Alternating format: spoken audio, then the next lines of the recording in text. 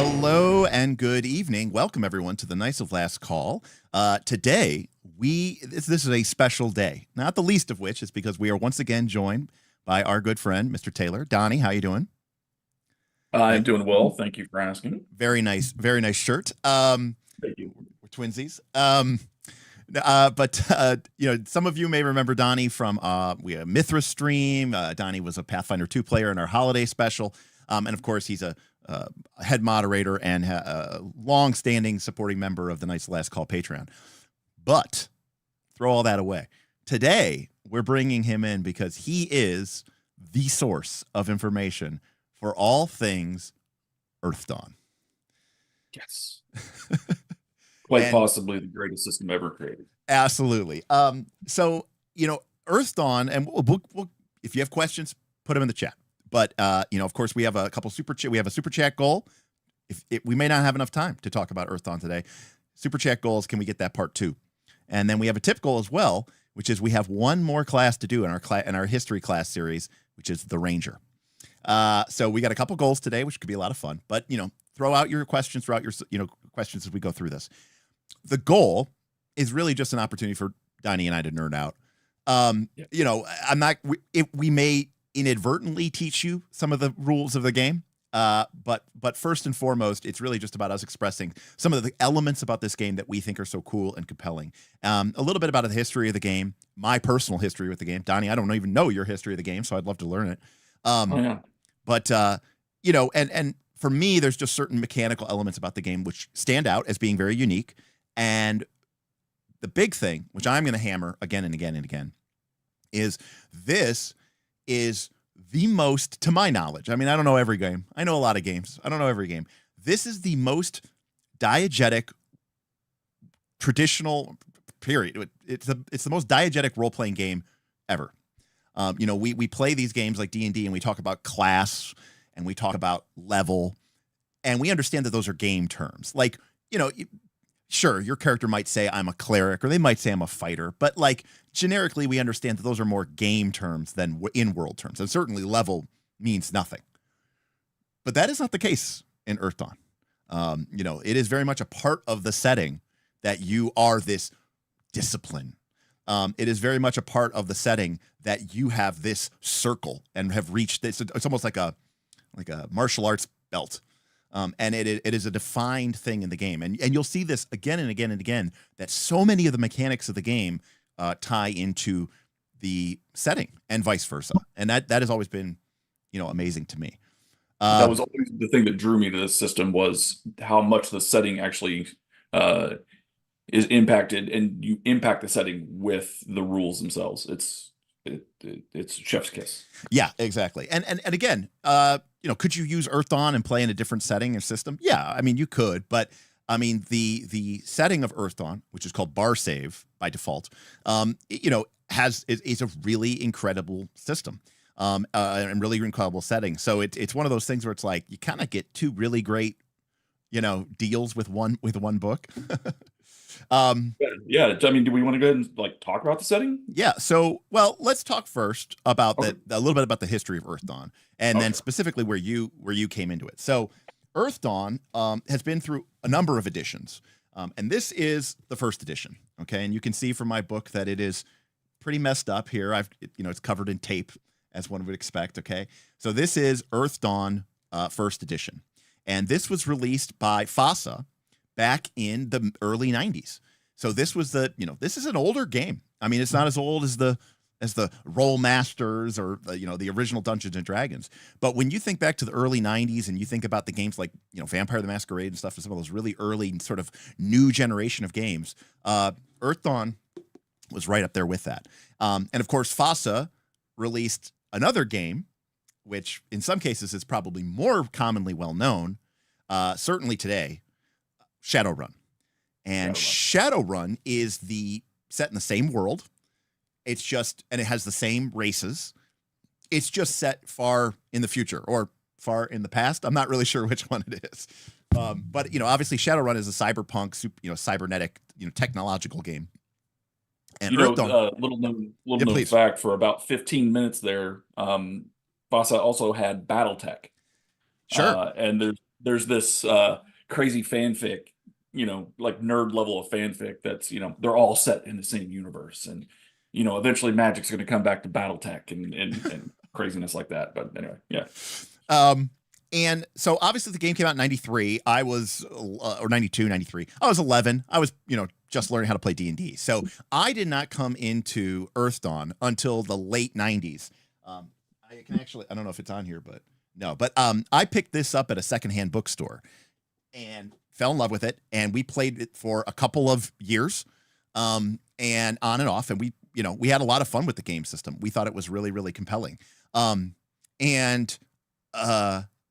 This was a game system that really first introduced me to the idea of these weird races. Now, I know a lot of people on this channel think, oh, Derek hates weird races. No, I just don't like weird races when they're just, thrown into the mix and don't have any setting and don't have any tie-in to the world around them.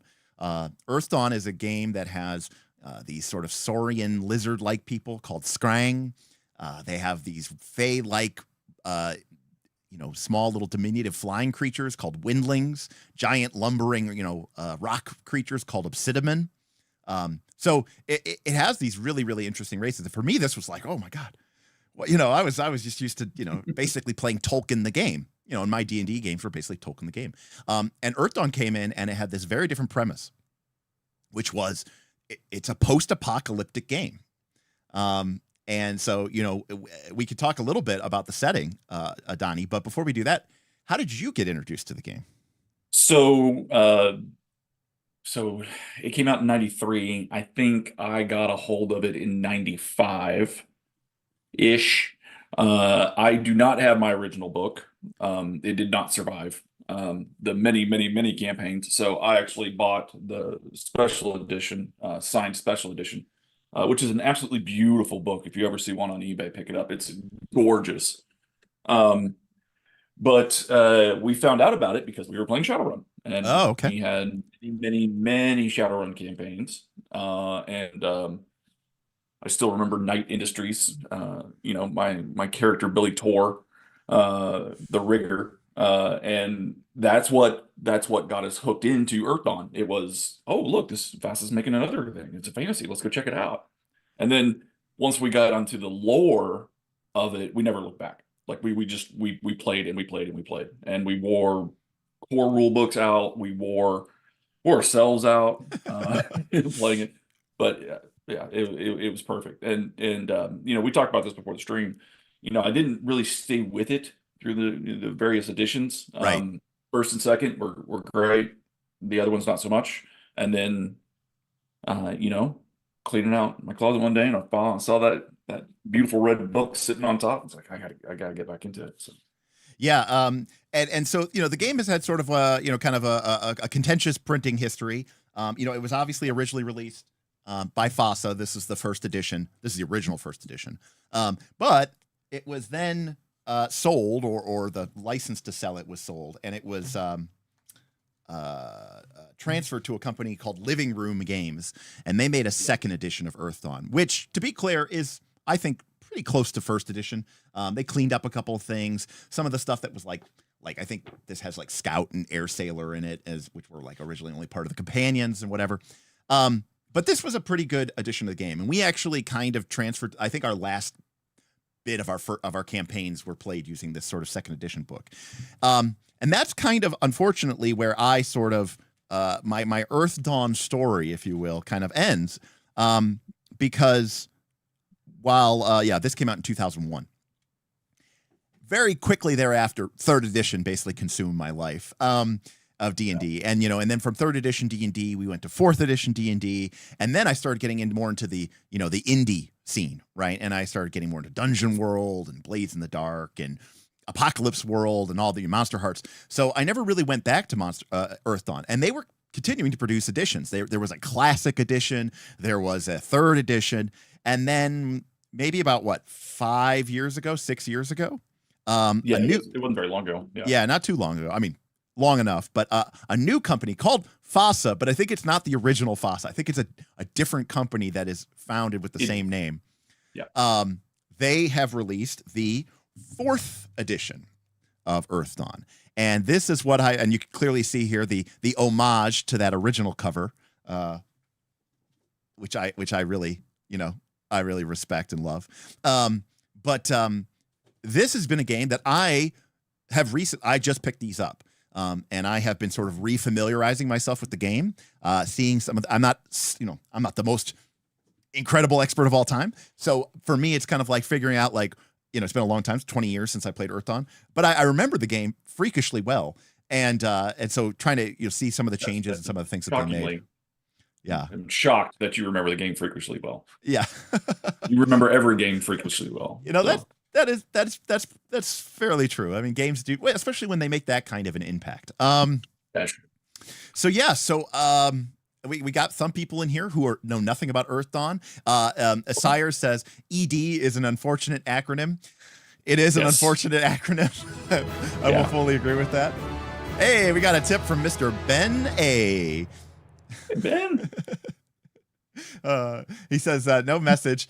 This is not for any Fantasy 20 content. Use it for anything indie. That's fantastic, Ben. Thank you so much. And again, folks like Ben are the reason why I can spend time talking about games like Chubo's Marvelous Wish Granting Engine and Heart and Spire, because $25, as Ben just tipped, I would have to get something like 5 or 6 or 7 or 8,000 views on a YouTube video to even make that much money. And, there's in that space, you're not going to get that, right? So unless you're talking about 5e and maybe Pathfinder 2. So I appreciate you, Ben, and thank you for doing that. Where do you want to start, Donnie? What do you want to talk about? Well, I mean, just kind of wrap up the whole thing. Like you said, Fawcett did the first 2 editions, and then Living Room did 1. And then there was some other ones. Red Brick did a printing or 2. Yeah, and then it came back to Fawcett. And like you said, I don't know that it's the same company. I don't think it's not. That entity is gone, but the new Fawcett Games is up and running. And they put out obviously the Earthdawn books, but they've also put out some stuff that I'll talk about later. 1879, which is an interesting system if you're kind of steampunk magic thing. But the cool thing being that it's set in the same world as Earthdawn now. Got it. So when Earthdawn and Shadowrun were together, right, we had all this great lore, the settings.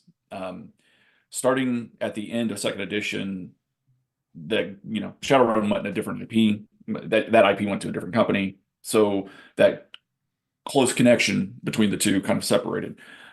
My headcanon, none of that actually happened, so it's all the same world, and it's beautiful, and we'll talk about it here in a little bit. So. Awesome. So we'll definitely talk about some of the mechanics, but first I kind of want to talk about the world, because the world kind of informs the mechanics in a certain way. And one thing that I want to bring up, let me see if I can do this easily. I might cover us up here for a second, but that's okay. Okay.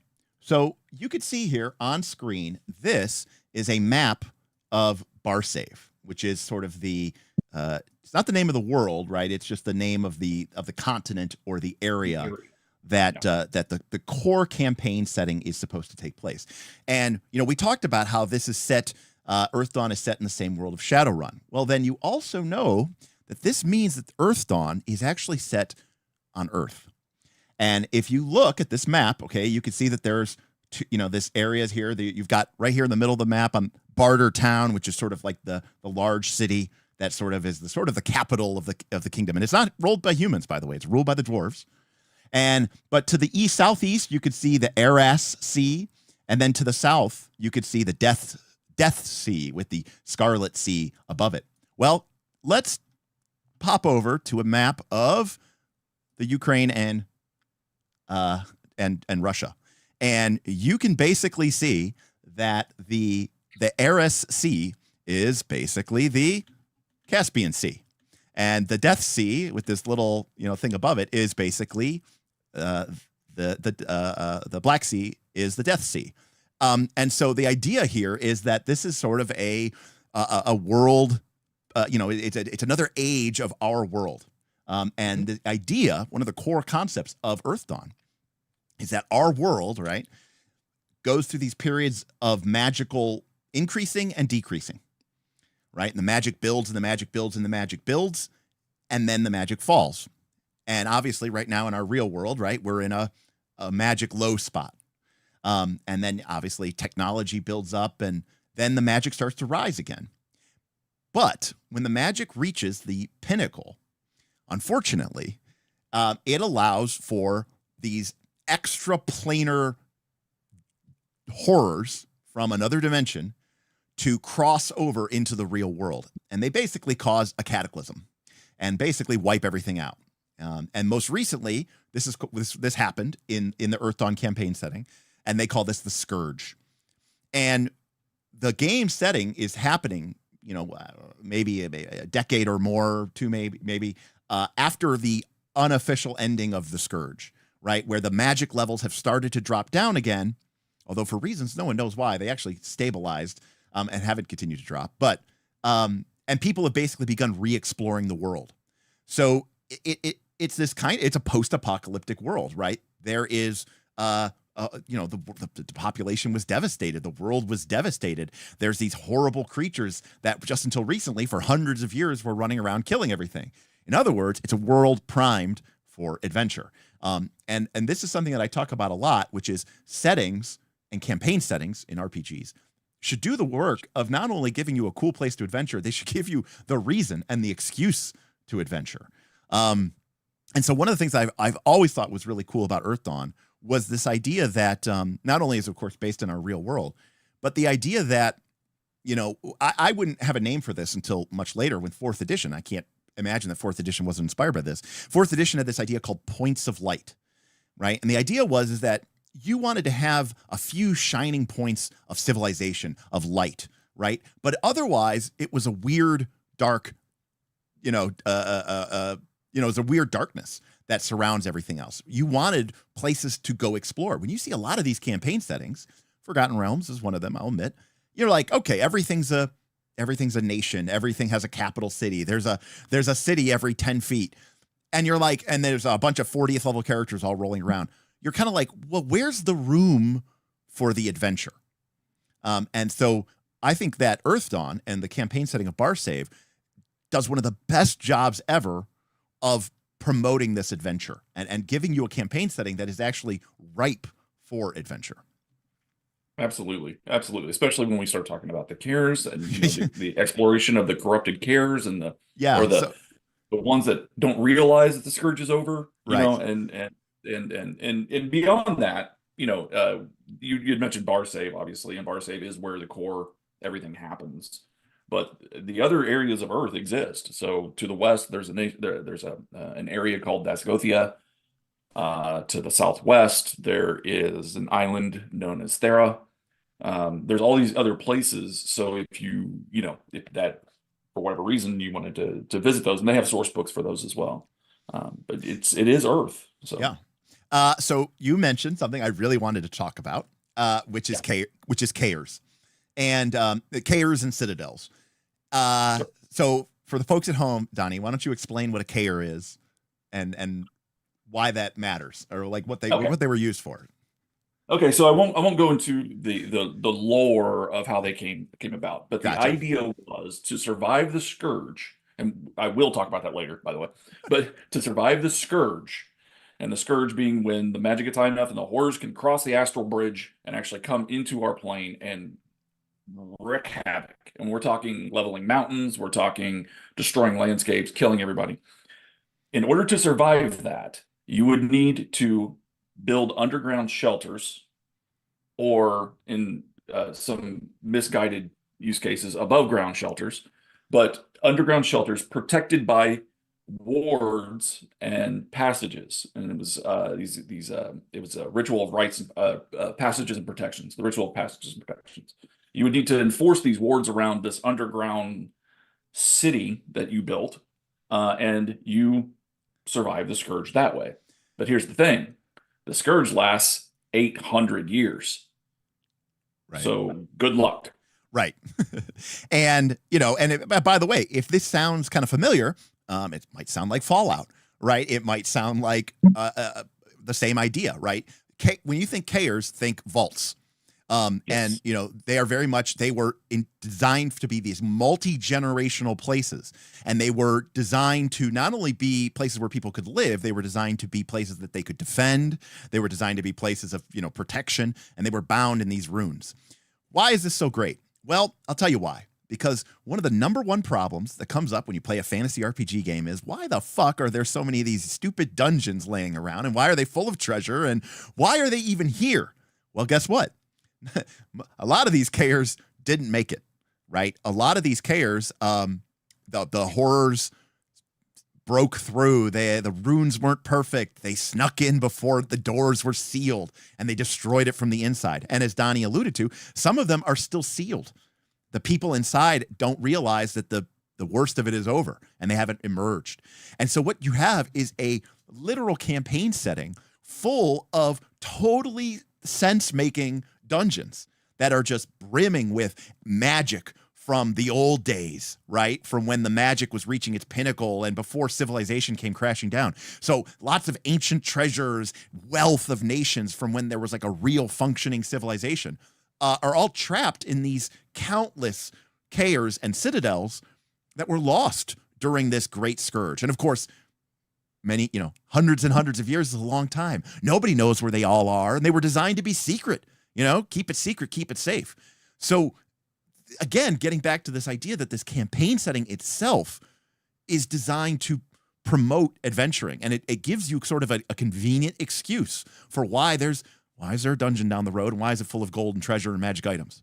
In D&D, you kind of have to stretch the imagination sometimes. But in Earthdawn, it actually makes perfect sense, and I love it. Yeah. So that's pretty cool. The other thing, I'm trying to think how we can talk about this. So we'll kind of transfer over to, so we've been talking about magic a lot. And one of the things that I talk about a lot here is why, in D&D games, a lot of people say, oh, like everybody's a wizard. And I say, yeah, they kind of are. A lot of people are casters. There's not many classes that are just fully martial. And it's like, well, why would you be, right? If you had access to magic, magic is like technology to a certain extent, right? Like, why wouldn't you use it? Well, Earthdawn takes this premise to its natural conclusion, which is that every character class is magical. Okay. Now, not all of them cast spells, but all of them use magic. And for me, this really crystallized, believe it or not, how it works to me. This is when I watched The Matrix in 1999. Okay.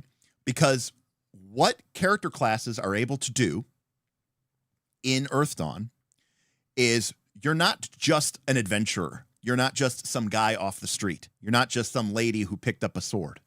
You are a special type of trained or maybe born individual that is called an adept with a capital A. And that means you have this unique ability. And what you can do is, because of your singular focus, your class isn't just a class. It's not just a job. It's a way of life. And it's called a discipline. And because of this, you gain the ability to literally weave magic, okay, into your person's pattern and essentially magically enhance your character's ability scores, your talents, what you can do, like how well you can attack. And this was always kind of weird to me until I saw The Matrix. And when you saw The Matrix, that, of course, when, Neo is learning, they plug the data into his head and they just beam it into his head digitally. Earthdawn kind of does the same thing, except it uses magic.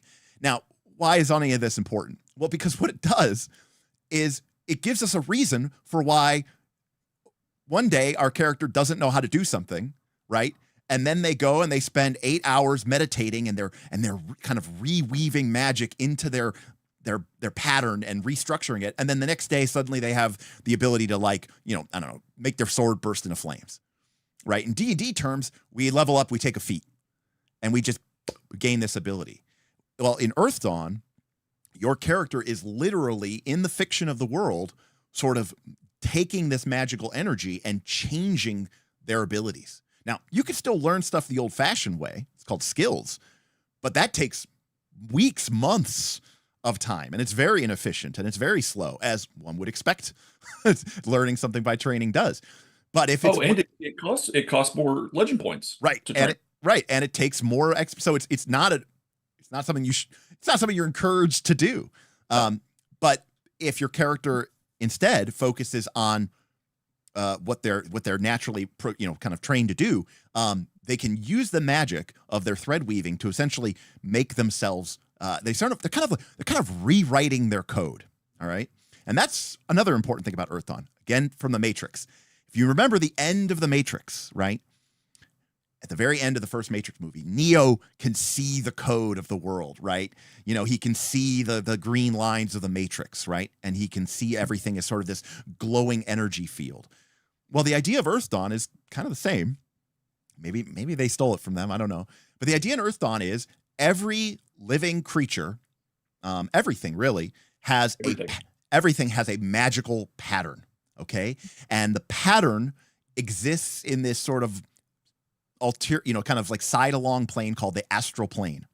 And so there's the physical in the physical world, but that physical reality is reflected by a magical pattern in the Astral Plane, right? So you could think of the magical pattern in the Astral Plane as sort of like your magical DNA.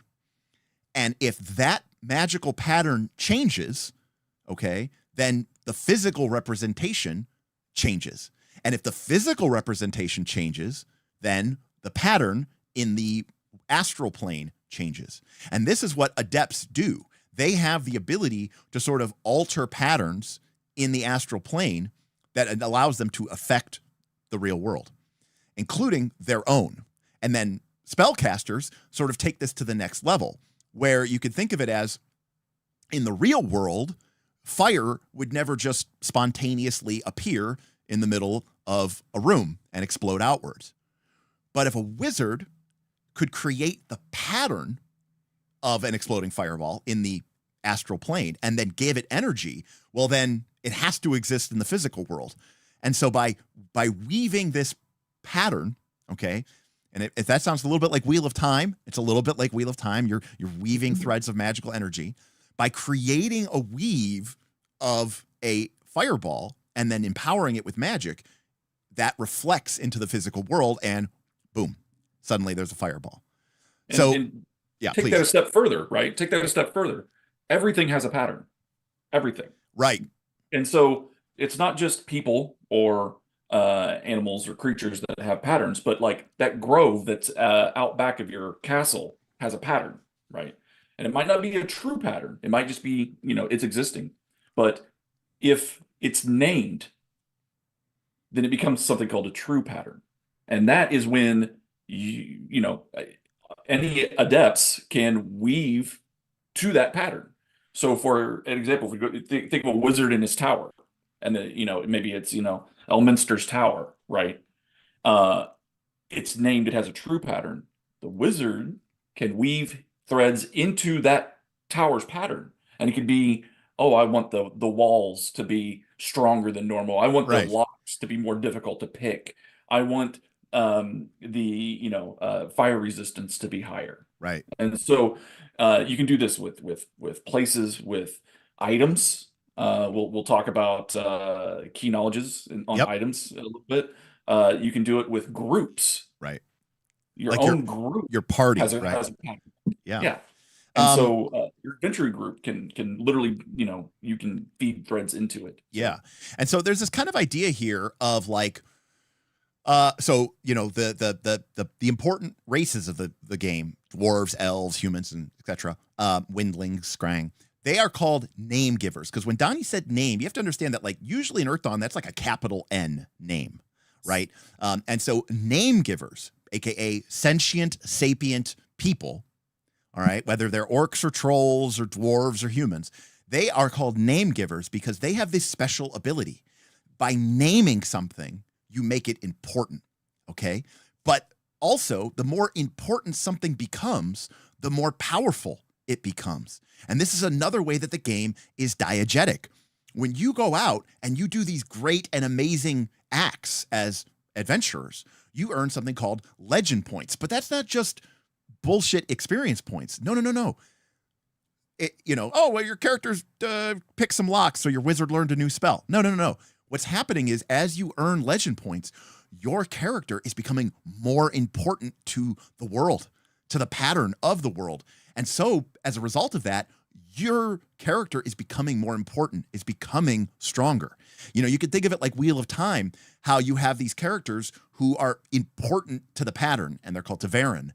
You could almost think of it in the same way, except instead of it being yes or no, it's like as your character goes higher and higher and higher in legend, they are becoming more powerful because they actually are becoming more powerful. And as Donnie was alluding to, if there's just some random grove of trees, it might have a pattern that is, very indistinct, very basic. It's only a couple lines of code. But if a great battle occurs there, okay, or something really important happens there, and now it has the name, the Shadow Grove. Somebody names it, whether, directly or everyone starts referring to it. The pattern almost basically gets more complex, right? The DNA sequence becomes more full of complexity. And as a result of that, you can start to interact with it. And what adepts, okay, which is what the player characters are, can do is they have the ability to weave these magical threads called thread weaving. And this is true whether you're a wizard or a nethermancer, or whether you're a sword master or a warrior. Even a warrior in Earthdawn has thread weaving, and they can weave threads of magical energy. They can link themselves to important people, important places, important items. And they can even rewrite the pattern of themselves. And this is what gives them their ability to kind of basically function like a D&D character, right? Where you're literally getting stronger and you're literally just going, yep, I leveled up. Except instead of D&D where we kind of brush over that, no, that's like a real thing. It like happens in the game world. Like your character has to go and spend some time and basically use the legend that they have accumulated, this sort of magical reservoir, and sort of rewrite it into themselves. And so now some people don't really care about this stuff. But for people who are really big into the simulation and people who are really big into like the verisimilitude of how do these mechanics coincide, there are very few mechanics in Earthdawn that are not explained in the setting. Yes.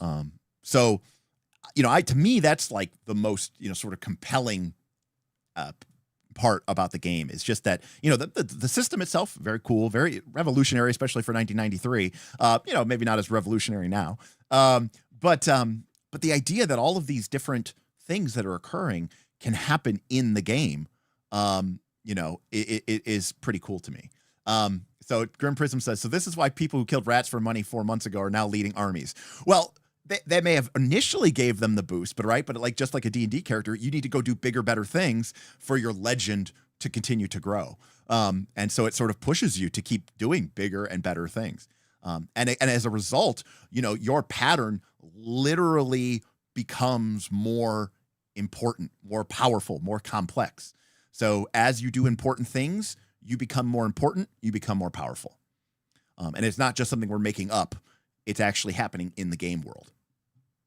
And the same is true with like items, right? Donnie, magic items and stuff like that, right? The most powerful magic items also have the most complex, patterns that require the most effort to work with. Yeah, and actual effort, right? Not you have to learn knowledge about the item. You might have deeds that you have to perform in order to unlock the ability to get more power from the item to weave a thread into its pattern. Right. And we should point out, right, that this idea of knowledge of a pattern becomes a way to, potentially exploit or gain vulnerabilities into people, right? You can't just pick up a magic item and start using it. You actually have to like basically research it and learn important facts about its pattern, because it's the only way that you're basically be able to like, sequence the code so that you know how to operate with it. Well, you can imagine that if, bad guys or horrors start learning about your pattern, right, that could be really potentially very problematic for you.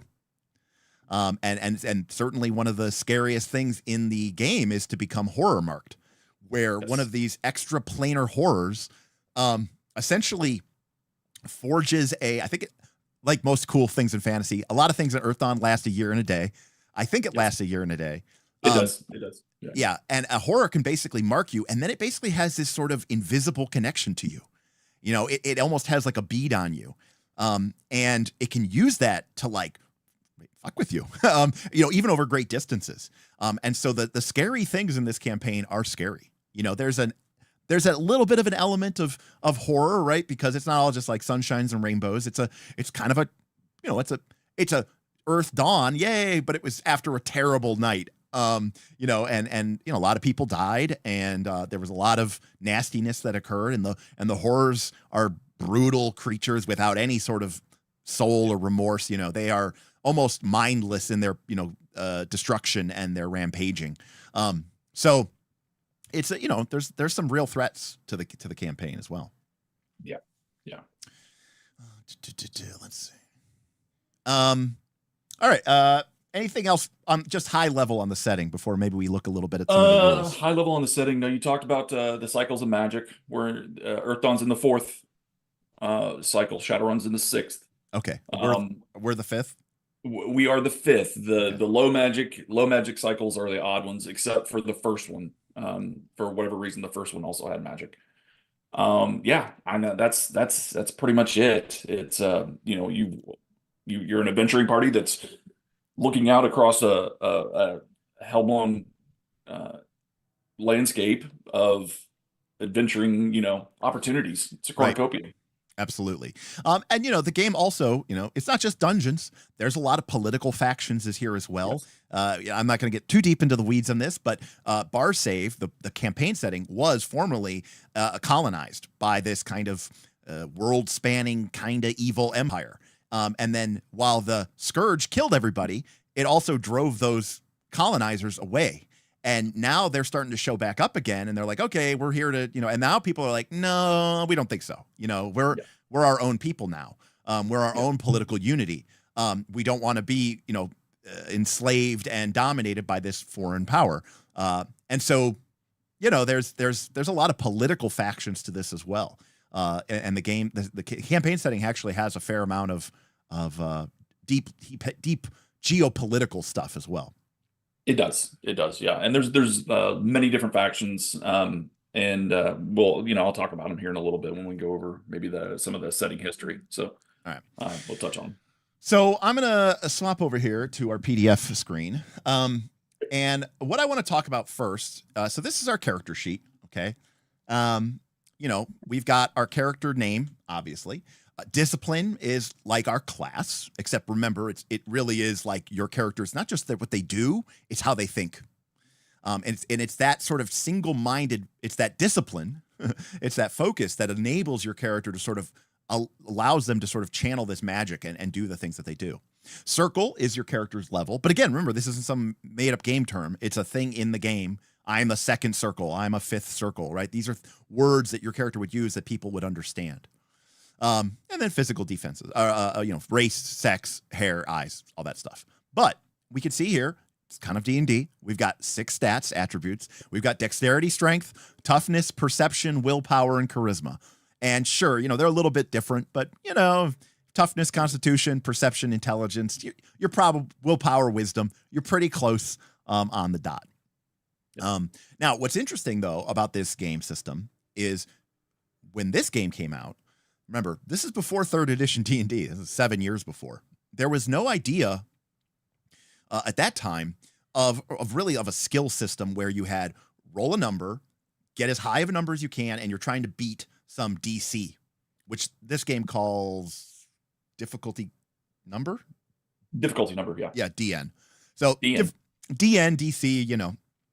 But when this game came out, this was the first time that they had this idea of you could say, okay, you know, yeah, that's DN, you know, the difficulty number for that is 20. You need to get a 20 or more on your roll in order to succeed.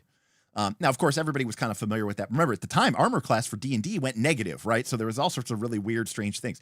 This was the game that really came out and said, hey, you know, again, there may have been games before this, but, you know, you had the BRP systems, but those were the D100 roll low thing. This, to me, was one of the first games that I remember that I was experienced with that basically said, you're setting a DC, you're going to roll your, you know, skill, your attribute, you're going to get a value, and if it's greater than or equal to, you're going to succeed. And not just greater than or equal to. There's this idea of the higher you roll, the better your success could be. And this is one of the first things, Donnie, that stuck out to me from 4th edition after playing PF2 for many years. In the original Earthdawn, in the 1st and the 2nd edition, there was this really wonky table to decide if because if you beat the DC, you succeeded. But if you beat the DC by a different amount, you got a great success, and then like an extraordinary success, and like an amazing success or something. And it was different for like every DC. It was kind of a confusing table, and it was kind of a pain in the ass. They really simplified that. Yeah, they really. So in 4th edition, it's for every 5. Every 5. Yeah. So if the target number is 15, if you get a 15, you succeed. If you get a 20, you succeed with +1 bonus. If you got a 25, and again the DC was 15, you succeeded with 2 bonuses. So success +2 bonuses. We should mention though about the steps though. Yeah. Right? Okay. So great. Yeah. Let's definitely talk about that. So it much to Ben's chagrin, it is not your trad F20, right? Yeah. Earthdawn uses a dice step system, and the steps go from 1 to whatever, and each step up means you're rolling a different die or a different set of dice, and the dice in Earthdawn do explode. So if you roll the max on a die, you roll it again, and you keep rolling until it's not the max. And so, you get these multiple levels of success. And typically, if you roll your let's say you're swinging your weapon, you roll your weapon and you get 10 over what you need to hit the bad guy, then that's 2 success levels for your damage roll. And your damage roll has a step as well. But those 2 additional successes means you go up 2 steps. Right. And, this is the thing that I think really drew me back to Earthdawn after all these years. Like you can say, okay, well, yeah, you swung well and you get a +2 on your damage, right? And okay, yeah, I got a +2. That's not good. But if you're telling me that I'm rolling 2 entirely different dice, right? It feels so much more. Yeah, it feels better. No, mathematically, it's no different. Right, it's not. No, because the steps, if you look at the steps are typically the average of the dice that you're going to roll. Yeah, so this is an important point. It is something that I actually really wasn't aware of as much, even though they talk about it when I was originally playing this game back when I was a kid.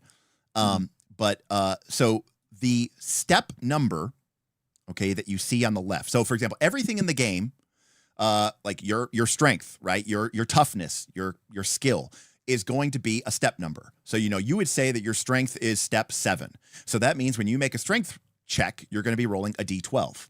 Okay. But maybe you have the melee weapons talent, and the melee weapons talent, you have 3 ranks in melee weapons, and melee weapons, the talent says strength plus rank, which means you take your strength step, which is 7, and you add the 3 ranks of melee weapon that you have, so you get 10. And that means instead of rolling a D12, which is what a 7 is, you're going to roll 2D8, which is what a 10 is. But one thing that I was not aware of, really until, fairly late in the game, is that the step number is the average result of those dice. Now you might say, well, that's not true, because look, a D6, the average of that is 3.5, right? Not a 4. But remember, this is including the fact that if you roll a 6, the die explodes. So what that means is that when you're figuring, so for example, a traditional D6, right, would be a 1 plus a 2 plus a 3 plus a 4 plus a 5 plus a 6 divided by 6, and you get 3.5, right? We can all see that.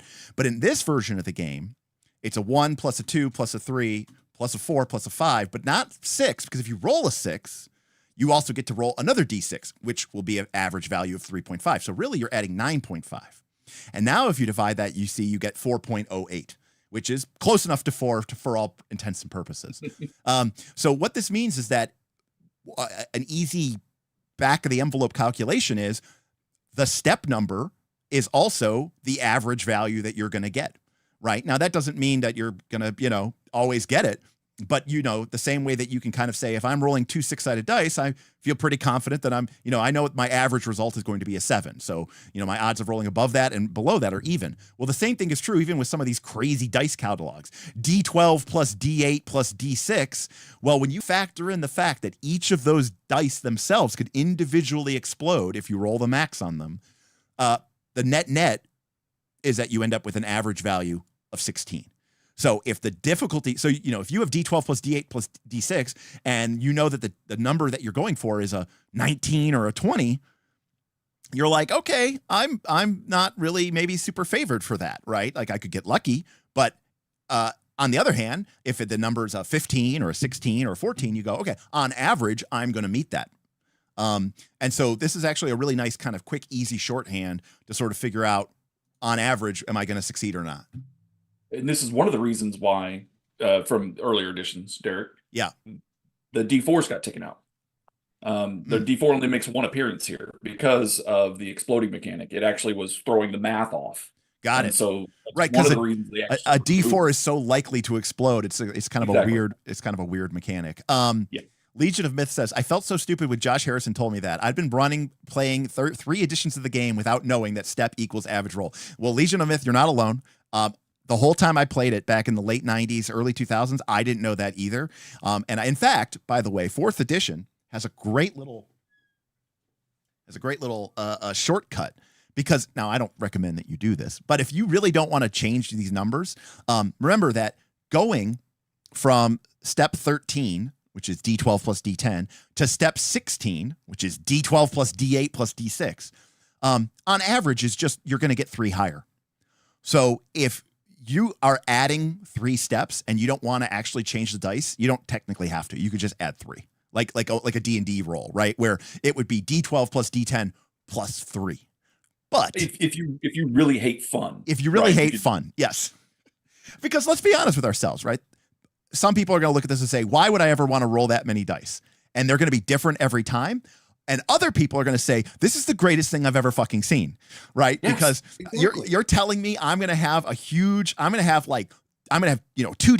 2D8, 2D6, and I'm going to get to roll them all, and sometimes I'm going to roll and they're going to be different every time. And you're like, yes, I am.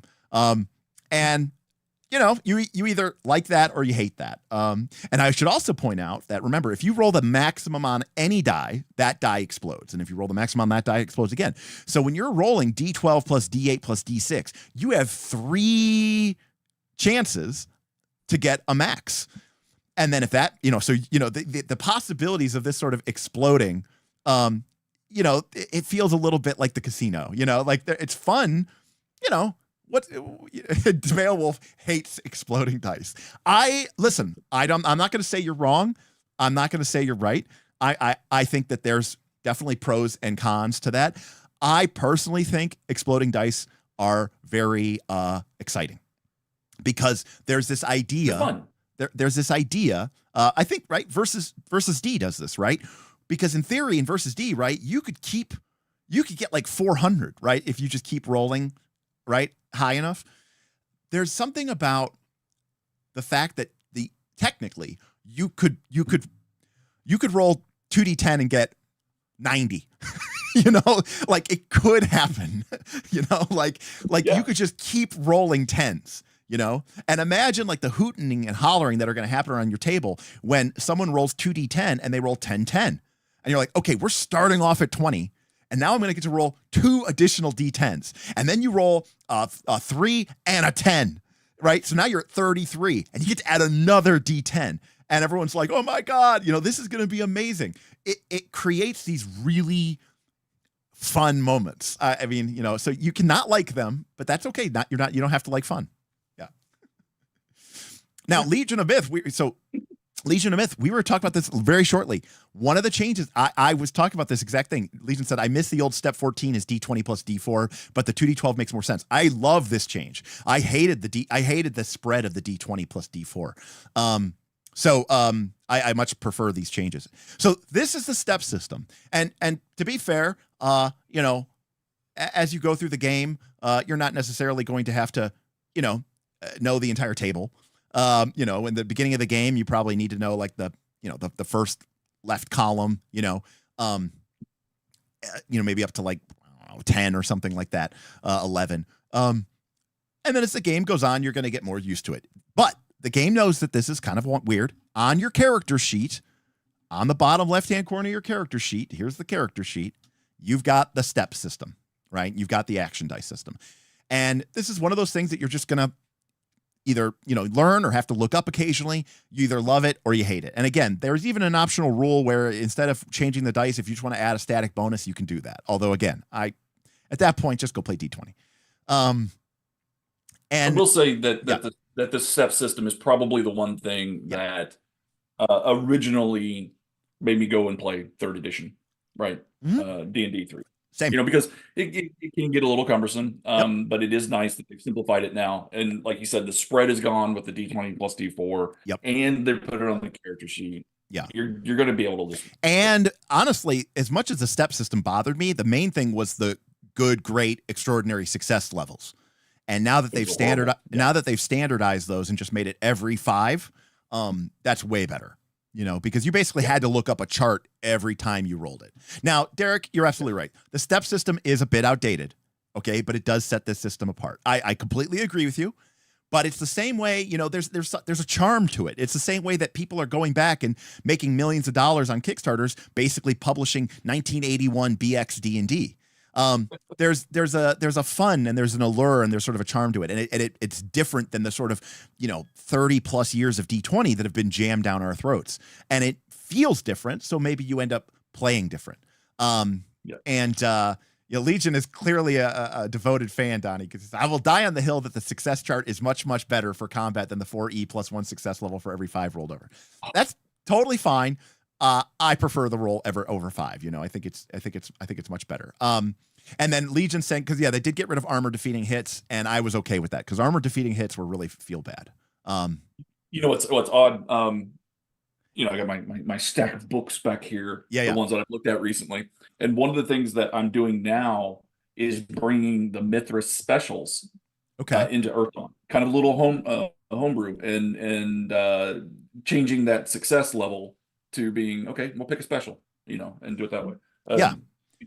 Instead of like just +1 damage level or whatever, which I think is also really cool. So basically what we're saying is if, normally if you do step 8 damage, then you're going to do 2d6 damage. If you hit somebody and you hit them by 5 or more than you needed to hit them, then your damage would go up to D8 plus D6. But what Donnie's saying is instead of doing an extra little bit of damage, you could alternatively buy special effects or buy extra things that might come out of that, which is it's kind of almost like the stunt die from Dragon Age or Fantasy Age. Very cool, and again kind of Mithras. So anyways, Legion says has to head out. Thanks for talking about Earthdawn. Have a great stream. Well, Legion, come back and check out the video on demand. It's in our live tab on our channel site, but you can see all of our live streams. So come back and see what we kind of keep talking about here. Peter says, I miss Earthdawn. Love that you could buy everything with XP, additional dice, new talents, connection to an artifact. Yeah, it's all done with legend points that you sort of build up. So your character has 6 ability scores. You have an initiative system. Unlike D&D, is there a diegetic explanation for the step dice? No. I mean, that is how they just simulate your character is able to achieve more. So there is no diegetic explanation for that. By the way, congrats, Hoyrit. You won our $50 gift card today. So Beowulf says, back to this pattern thing. Does the game actually say what the pattern looks like? Can mages see it? Or is that just a way of talking about something too abstract to really explain? Beowulf. Donnie, would you like to answer Beowulf? Yeah. So the pattern is the astral DNA, like Derek described it, but they do describe it as being interwoven threads of magic that form intricate patterns in astral space, and you can actually see it. Windlings, one of the races, can actually perceive astrally kind of as a racial ability, and so they can look at them. There's talents that we'll talk about here in a little bit that let you see the pattern itself. And the more you study a pattern, the more information you can actually learn about the pattern and the thing that's attached to the pattern. So studying a pattern might help you understand a person, place, thing. more. Yeah. But yeah, it's just like I always thought of it kind of like a Celtic knot, but Oh, much more intricate. Absolutely. I very much view it as like sort of a swirling pattern of intricate Celtic knot, or like if you've seen the Wheel of Time series when they start weaving. So Beowulf, so here's the wizard. This is one of the disciplines. And obviously the wizards are like all adepts, they use magic, but they also are very much like studying magic, right? They're very, academic about it. And you can see that they start off with this discipline called pattern craft. Hey, Ben with another tip.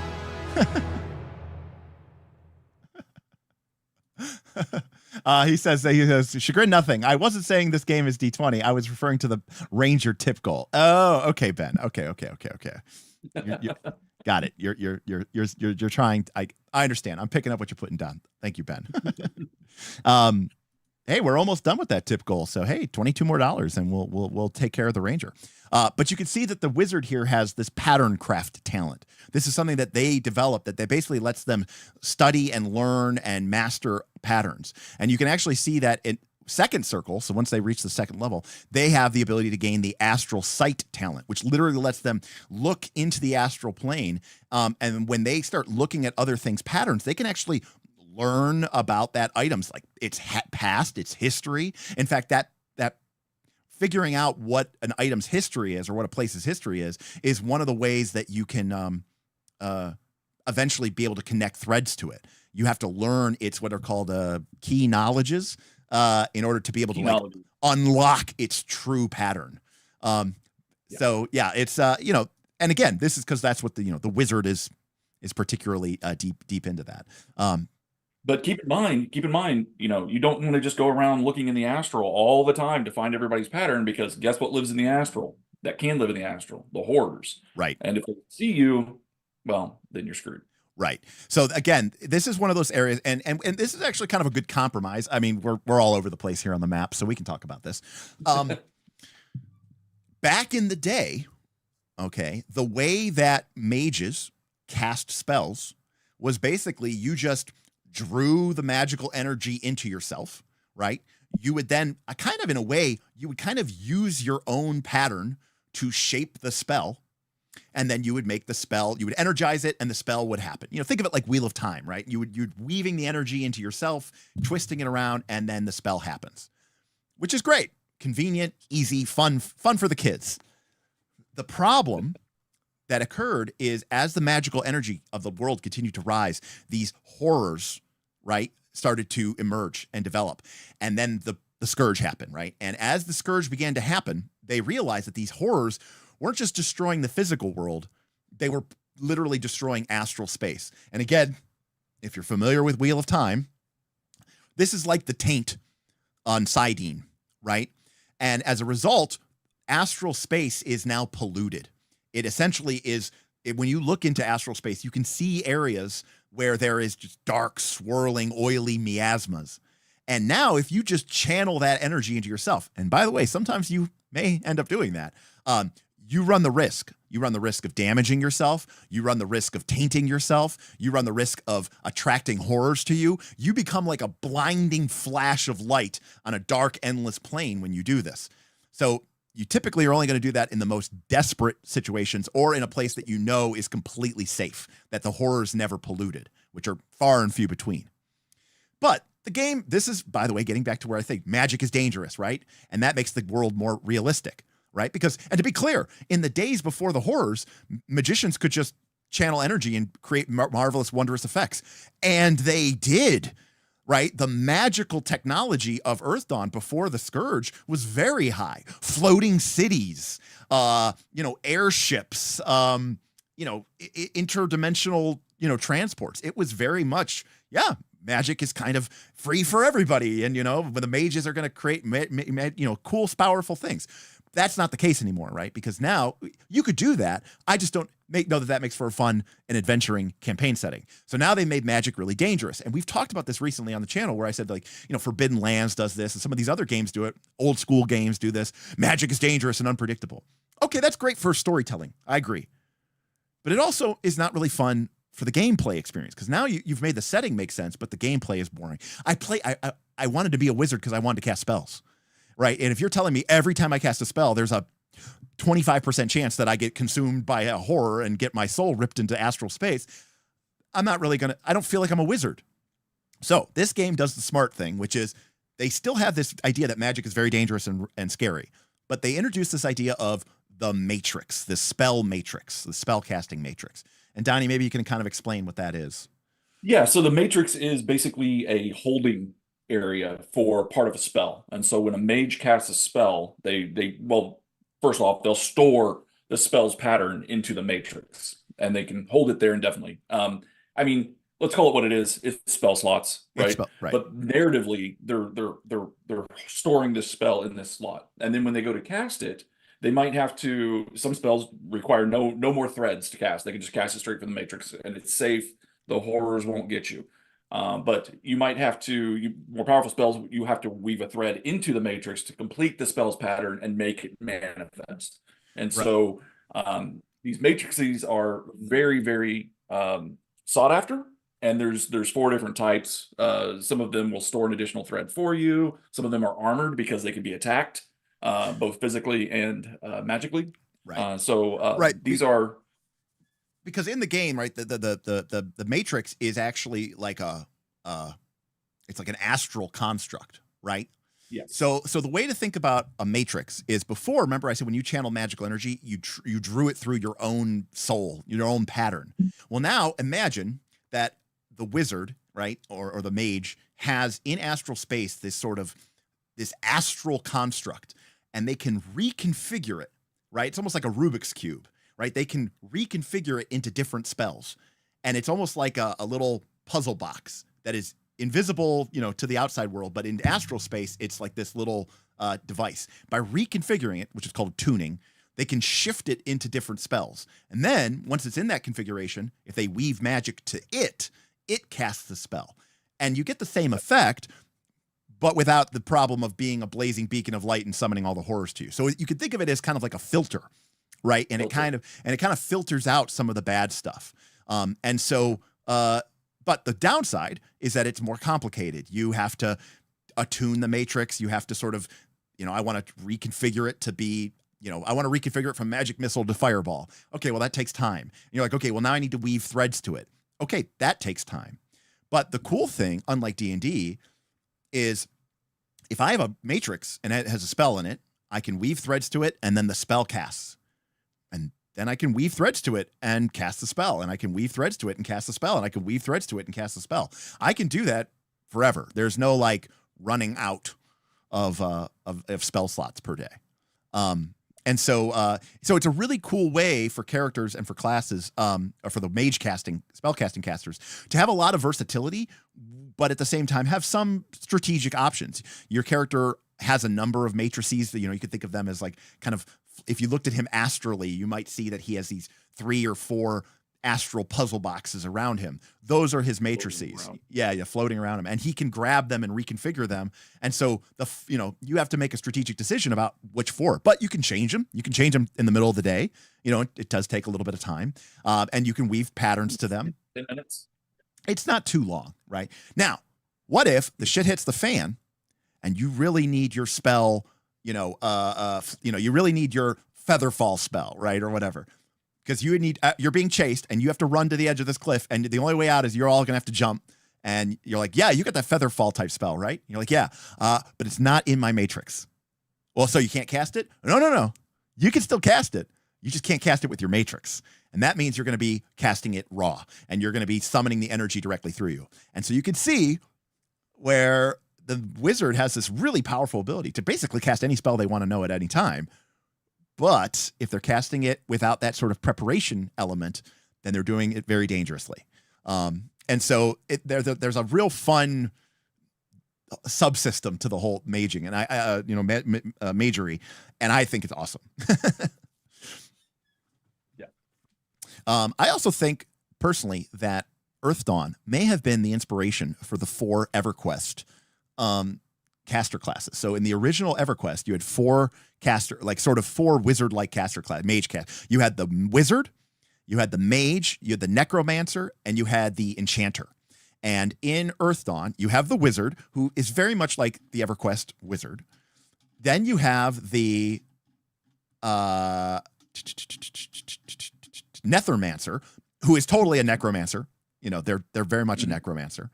Then you have the illusionist, right, who's very much the EverQuest enchanter. And then the mage in EverQuest was sort of a master of the 4 elements. And the fourth magician is the elementalist. So this brings up another important thing. By default, there is no cleric class. And there are no healing spells, as I recall. Now, there was some other stuff with questors and light bringers and stuff like that. There are some healing spells, but they're not your traditional cure light wounds. Yeah, they're not like cure light wounds type spells. So you know everyone's a caster, but by default there really isn't a divine class, right? There isn't like a cleric or a priest. Now there are these gods. They're called the passions. And they sort of represent like the fundamental, most powerful emotions. Again, there's kind of this Warhammer 40K-esque type thing. And right in Warhammer 40K, the idea is that like the powerful psychic resonance of like the name givers, right, creates this presence in astral space. And so the idea is that because all of these, you know, humans and elves and dwarves, because they feel fear, right, the astral plane reflects that, right? What happens in reality happens in the astral plane. And what happens in the astral plane happens in reality. So it's almost like the collective fear or the collective hope or the collective love, right, of all of the sentient races creates a sort of divine force in the astral space. And that's what they call the passions. And to give you an idea of like the power of the horrors, during the Scourge, they tainted 3 of the passions and made them mad. So the horrors are no joke. Right. Absolutely. And they can take down a literal, you know, an idea. Right. And the idea of the gods is, right, like these passions is that, yeah, it's like this idea of, it's like an idea made manifest, right? It's the fact that people, the way they think, the way they believe, literally can shape and reshape the world. And that's what you are as a player character. You're an adept, right? You don't just, you know, as an archer, okay, you're not just a guy who's good with a bow, right?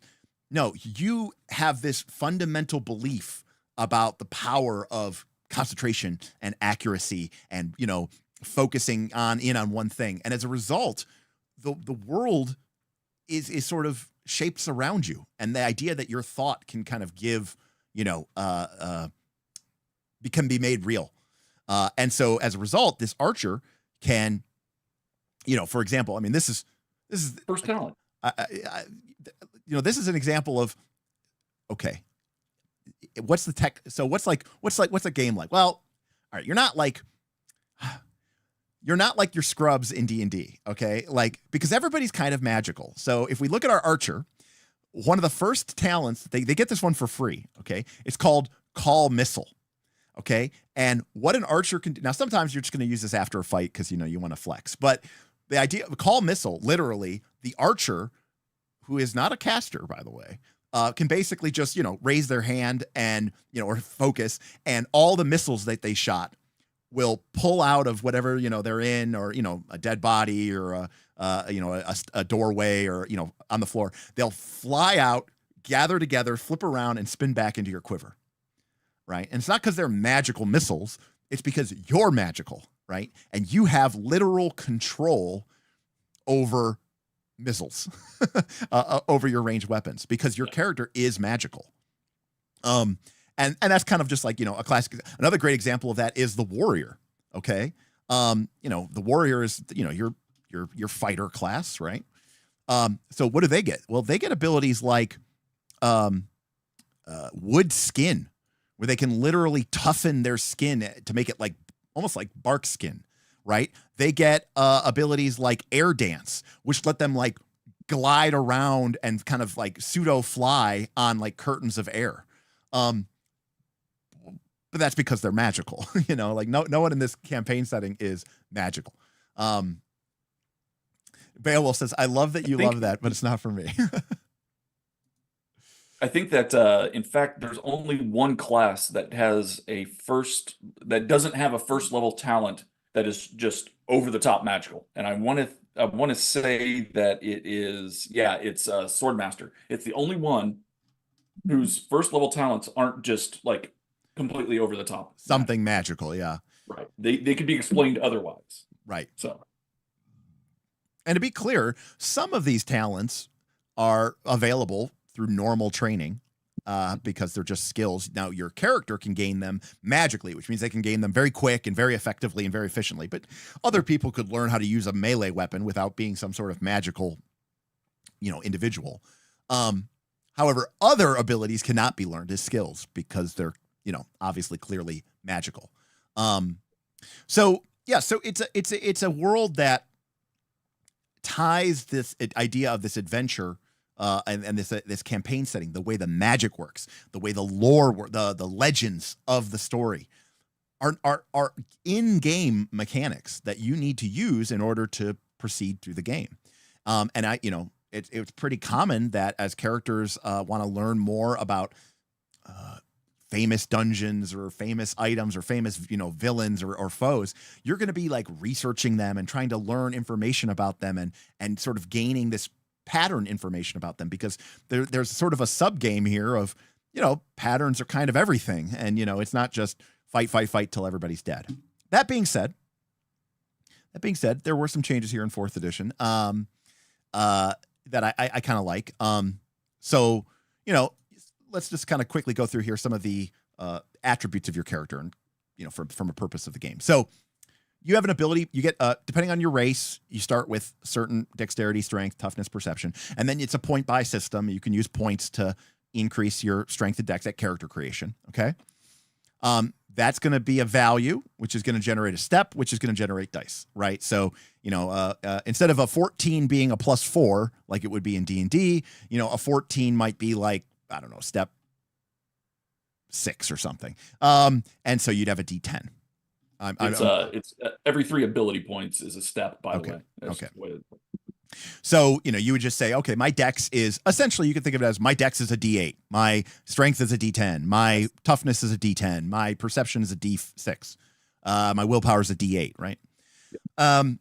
You have 3 defenses. Now, again, this 4th edition didn't come out till 2008, but 4th edition obviously got rid of the saves and made everything a defense. And this is kind of the same idea.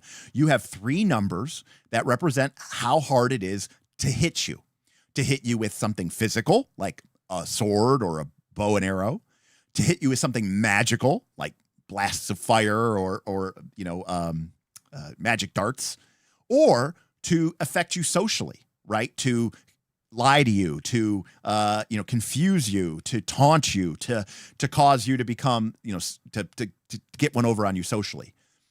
Those 3 defenses are tied to your dexterity, to your perception, and to your charisma. And they basically become the DC that people need to hit you. So a higher physical defense means you're harder to hit. A higher social defense means you're harder to con, you're harder to swindle, you're harder to confuse. All right. That is to be considered separate from armor. Armor in this game is damage reduction. So when you're wearing, full plate, you take off 9 points of damage. If you're wearing chainmail, you take off, 4 or 5 or 6 points of damage. So armor is damage reduction. Defense is your ability essentially to dodge. Damage works kind of like D&D, right? Weapons do a certain amount of damage. You subtract the armor and then you deal the damage to them. Pretty simple there.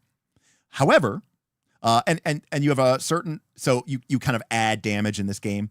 At a certain level of damage, you become unconscious, and at a level beyond that, you become dead. So, and those go up as you gain levels, right? As you gain circle. It's called durability. And you can see here, for example, our Swordmaster has durability 7. And that means every circle that they gain, they get an additional 7 points to their unconsciousness rating and to their death rating. So obviously, if your total damage is higher than your unconsciousness rating, you're unconscious. If your total damage is greater than your death, you're dead. However, this game does introduce this idea of the wound threshold. So, Donnie, what is the wound threshold? Well, the wound threshold, if you take enough damage in a hit to cross the wound threshold, you will get a wound. And the thing about wounds are that they require more effort to heal. And there are certain things that you can't do when you have wounds. Also, wounds actually make it more difficult for you to perform tests. So Right. to swing your sword, to and do whatever, cast a spell, do whatever. So unlike D&D, where you're 100% all the way to the end, right? If you get wounds in this game, Right. your character will actually perform less optimally. So I like this because it is a good compromise between D&D, where hit points mean nothing, right? They're kind of an abstract thing. And then when they go to 1, you're fine. And then at 0, you're dead. And then if you got hit from 100 hit points down to 1 hit point, and then you get healed back to full, it's like nothing ever happened to you, right? That's D&D. Yep. Alternatively, you have games like, Warhammer Fantasy and it's like where every time you take a hit, it's just like another death spiral, another death spiral, another death spiral. Every time you get hit, your character is like, where'd you get hit? Oh, you get slashed across the arm. And now you're bleeding, and oh, you took a arrow to the chest and now your lung has collapsed, right? Every wound that you take becomes one more step towards making your character not functional. Yep. In this game, your wound threshold is basically says, look, most of the time when you take damage, you're not like really getting beat up. You're getting kind of knocked around. You're kind of getting scratched up. You're kind of getting, tossed around, but you're not really taking like a wound. The wound threshold means, but when you take a big hit, okay, like a lot of damage in one go, sure, you're going to lose 12 points. You're going to gain 12 points of damage, which is not great. But because your wound threshold was 9, you're also going to take a wound. And 1 wound is basically going to give you a -1 to basically all of your steps of the actions that you take. So before, if you were step 11 and you were rolling D10 plus D8, now you'd be step 10 and you'd roll D10 plus D6. And obviously you could get hit again for another big hit and take another wound, and then you'd have 2 wounds and you'd be taking -2 steps. And while it can be kind of not easy, but it's kind of easy to heal regular damage, wounds kind of have to be healed one at a time. And so, it's a way for the game to kind of have that kind of quick recovery hit points, but also have a space in the game for you just took a big hit, and we want that to kind of stick around. We want that to kind of feel like something that is, meaningful in the game, in the fiction. Let's see here. Yeah, Derek says the death spiral is way less bad with this system than others. I agree. I actually think it's a really nice compromise. I mean, look, if you want truly, heroic superhero D&D, the wound system is still going to feel like, these wound systems. But I think it's kind of cool. There's a certain element where it's like, hey, your character just got hit for 15 damage. That's a big chunk. That's a huge hit. So it feels cool that like there's like that lasting, effect of it. Asire says, I'm cool with this if the bad guys have to deal with it as well. I'm pretty sure they do. Although most of the time it's not going to matter because they're probably going to be dead. But, yes, and technically they have to. Yeah, so they do have to. Gabriel wants to know what blood damage is. Oh, okay. Well, there's certain spells, rituals, some items even that require that blood sacrifice be made. And there's 2 types of what they call blood magic, right? There's life and there's death. Life blood magic would be, I'm going to give a few bits of my own blood, taking something called strain, which is just damage, to power that. Some of them require much bigger sacrifices, and you might have to take a blood wound, which is much nastier than a normal wound, and oftentimes can't be healed for like a year and a day.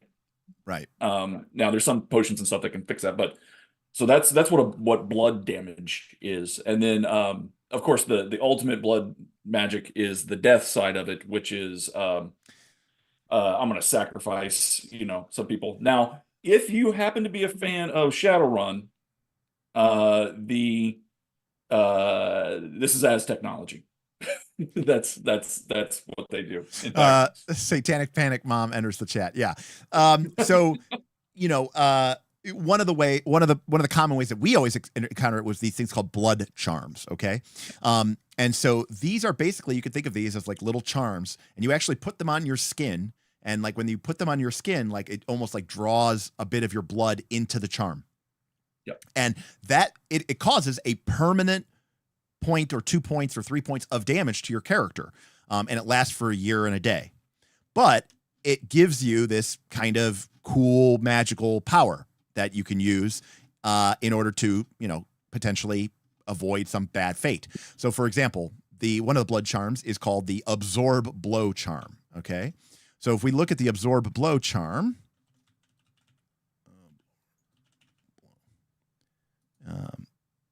okay. Absorb blow charms are usually made from quartz, veined red from the character's blood.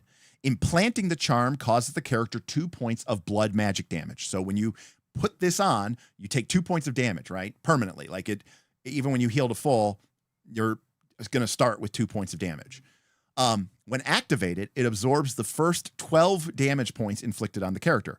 A character cannot use the charm if they're surprised or blindsided. After absorbing the 12-point damage points, the charm is destroyed, leaving only a crackened black piece of stone. So what does this mean? It's a great, shit, I need 12 extra points of DR, right? And if I'm willing to take that 2 hit point reduction while I have this thing on me, not to mention the cost in like silver, I can use it and pop it essentially for a 12 damage absorption. Now, alternatively, there's something like the Astral Sensitive Eye, which is literally a fake eye that you embed into your forehead, and it destroys your eye and then causes you 2 permanent points of damage. And this one can't be removed, and the damage can never be healed.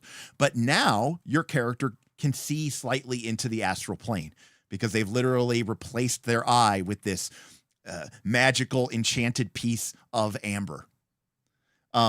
So yeah, it kind of sounds like the head of Vecna. Yeah, well, yeah, close to the head of Vecna. But so the idea here is that even like life itself is magical, right? The power of life is magic. Life is what gives things, right? This glowing energy, this pattern. And so when you use life, whether using it kind of cautiously and carefully, like in the case of life magic, or using it in a very brutal way in the case of death magic, where you require something to die, right? And sure, someone could sacrifice themselves, like for you guys, for example, you might imagine, oh, what happened here? Well, there was a great ritual, and the 3 mages sacrificed their lives to empower this ritual, right? Which bound and kept this horror locked in stasis. They had to give up their lives willingly. But there's also sort of evil death magic, right? Where it's like, oh yeah, they sacrificed somebody and, used his death and soul to power some dark ritual. So again, the idea is that blood damage it's just another way to sort of, reinforce the kind of magical nature of the game. You have a movement rate, which is just how many, feet, yards, or whatever you can move. Karma is this game's meta currency. In the context of the game, it's basically that, look, your character is important. And so there's an idea, that kind of Wheel of Time to Varen idea, where your character is kind of able to draw energy from the universe to kind of do a little bit better or do more than they could otherwise do. And there's some talents, magical talents, that require the use of karma. And others, or other additional uses are, you can use karma to give yourself bonus dice to when you make a die roll. So it's kind of like a way for you to add a little bit of a bonus, right? Now, is it a meta currency? Technically, no, because it's something that the characters know about in the game, right? Like they understand, like, hey, I'm going to use karma. I'm basically drawing from the kind of karmic balance of the universe. Because I'm an adept, I can sort of tap into this wellspring of energy to push myself further, or to do these really big, important, powerful, spells or abilities or attacks that require the use of this. But yeah, it's an actual currency. But it's essentially a meta currency. It's a way for you to be like, oh, I want to add an extra D6, or I want to add an extra D8 to this die roll. I think you have to decide to spend it beforehand. Is that right, Donnie? You have to decide to spend it beforehand, and it's Yeah. never really big, right? Yeah. I mean, it's going to be a D6 or D8, but Yeah. they do explode. Yeah. So I'm pretty sure in my campaign I let people roll it after the fact. yeah, Just because that's more fun, right? it's more fun. Yeah. I just hate the idea of people, spending the karma and then they miss anyways, or, they roll so insane. And, and now that you don't have to spend legend points to get the karma, right? They just come back, I think. So and like if you don't finish off like during your point buy and character creation, right? If you have extra points left over, they just add that to the karma at the end. Right. So yeah, it's and so Peter says you could buy it. So that was in the older editions. The editions that I grew up playing, you actually had to buy karma with experience points, with legend points. In the newer editions of the game, it just comes back when you do your karma ritual basically once a day. So now it's more of a daily resource, basically, more than anything. So it's a lot, go ham. As for the rest of the game, I mean, the character sheet, by the way, the back has, the section for how much XP you've gotten, how much wealth you've gotten. The skills section is on the back because most of what your character is going to be doing is magical talents, not skills. You have your character's equipment. Hey, we got a big old super chat from Scotty P for the full value for Earthdawn Part 2. Woo! You're coming back, Donnie. Scott P says, I appreciate the walk down memory lane with this discussion. Earthdawn is one of the many great games I read during the 90s, but never had the chance to actually play. Scott, well, thank you so much for that super chat. But I think, it raises an interesting question, which I'm really curious to know, which is how many people here in chat, what is your experience with Earthdawn? So, have you never heard of it until tonight? Did you know it but not play it?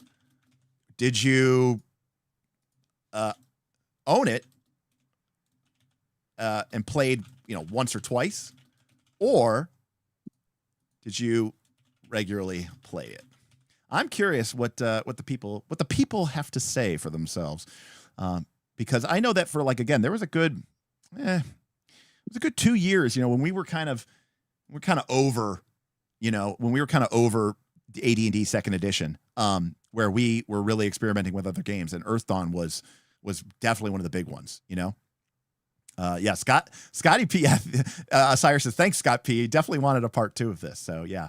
Well, Scott, it's one of those things where we live in a time and a place where, believe it or not, there's probably an Earthdawn Discord out there. If you find. Oh, thank you. I completely forgot about this. Fossa Games has their own Discord, and they have dedicated Earthdawn channels in there. And Sweet. They are very, very nice. They're not Knights of Last Call nice, right? But they're very nice. So and that's the other thing too. That I'm not going to just plug Knights of Last Call, but there are a lot of communities out there. Maybe tied to Patreons or maybe just private communities, where there are people who are playing, not D&D. And you can try to find these places. One of the things that I've heard people say that they really like about Knights of Last Call, our Patreon, is not only they get to tell me I'm an idiot, but they also because you have to pay a couple bucks, to get in, and the people kind of are a little bit more focused and attentive and careful about their RPG selection. We have a player base of a couple hundred people that are more interested and more willing to play games that aren't just D&D and aren't going to be a complete jackass because there's a social price to that, right? You get kicked out or you get banned, if you're kind of a jerkwad. So try to find a community like that. Maybe ours, but I mean right now no one's playing any Earthdawn games, but you never know. But thank you. Where else can you play a half-page RPG that comes with 1,100 pages, right? That's Knights of Last Call. We're talking about Apollo 47. Fantastic. I should also mention you brought this up before we went live.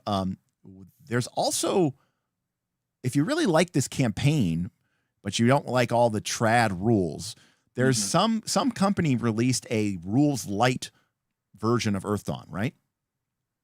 Age of Legend is what it's called. Age of Legend. And it's basically Earthdawn campaign setting, but it's a much less crunchy, more narrative type game engine, right? Yeah, they actually market it as a narrative rule set. Okay.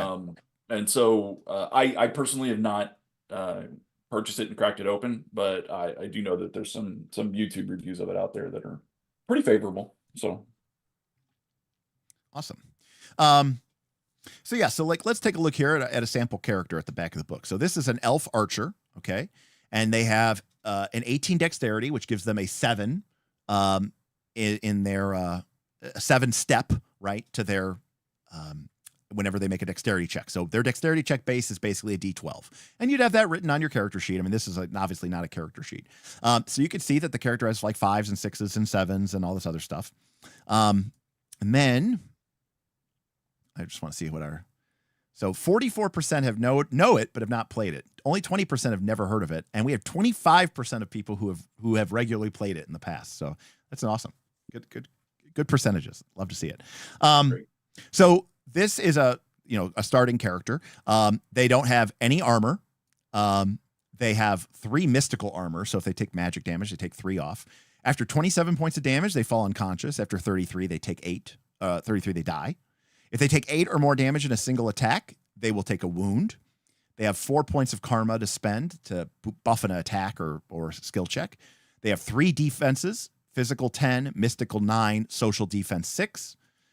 They have 2 recoveries. We didn't really talk about recoveries, but similar to 4th edition, in Earthdawn, your characters have an ability outside of combat, if they kind of take a short rest, basically, that they can use some of these recoveries to automatically heal themselves. Now, you might say, oh, what is it? No. Remember, this is Earthdawn. Your character is essentially kind of magically fixing their pattern. And when they magically fix their pattern, what happens in the astral plane happens in the real world. Your character is quite literally kind of magically healing from within. Yeah. And so, in D&D 4th edition with the, what is a healing surge in 4th edition? We don't know. It's kind of a gamey thing. But in this game, it is actually something that would happen. Like people would speak about, like, I can recover this many times per day. I have this many times to, heal myself. So you have this cool ability to do some self-healing, which is really cool. So not that the archer's great at it. But if we look at something like the warrior or the orc beastmaster or something like that, right, they're going to have a lot more. So if we look at the big daddy warrior here, the marshals will have a lot more. So the warrior has 3. So the warrior has an extra recovery, and those go up more and more and more as you keep going up in the gamble. And by the way, you can see here, I mean, don't get me wrong, there's rules text to this, but the characters aren't really that complex, right? So let's go back to our archer. So our archer has the following talents. They have arrow weaving at 0, which basically means they can't use it. They have it, but that doesn't really do anything for them. And that, by the way, that's thread weaving. If we talk about threads, every discipline has its own weaving. Right. So, remember how we talked about how adepts have the ability to weave threads to things? Well, when you're an archer, it's called arrow weaving, but it's basically thread weaving. They have a talent called awareness at rank 1. And they put next to it an 8. The way most talents work is they basically take one of your 6 ability scores and you add it to the ranks and you get a value. So awareness is basically like a magical ability to perceive stuff. So what awareness is based off of is your character's perception.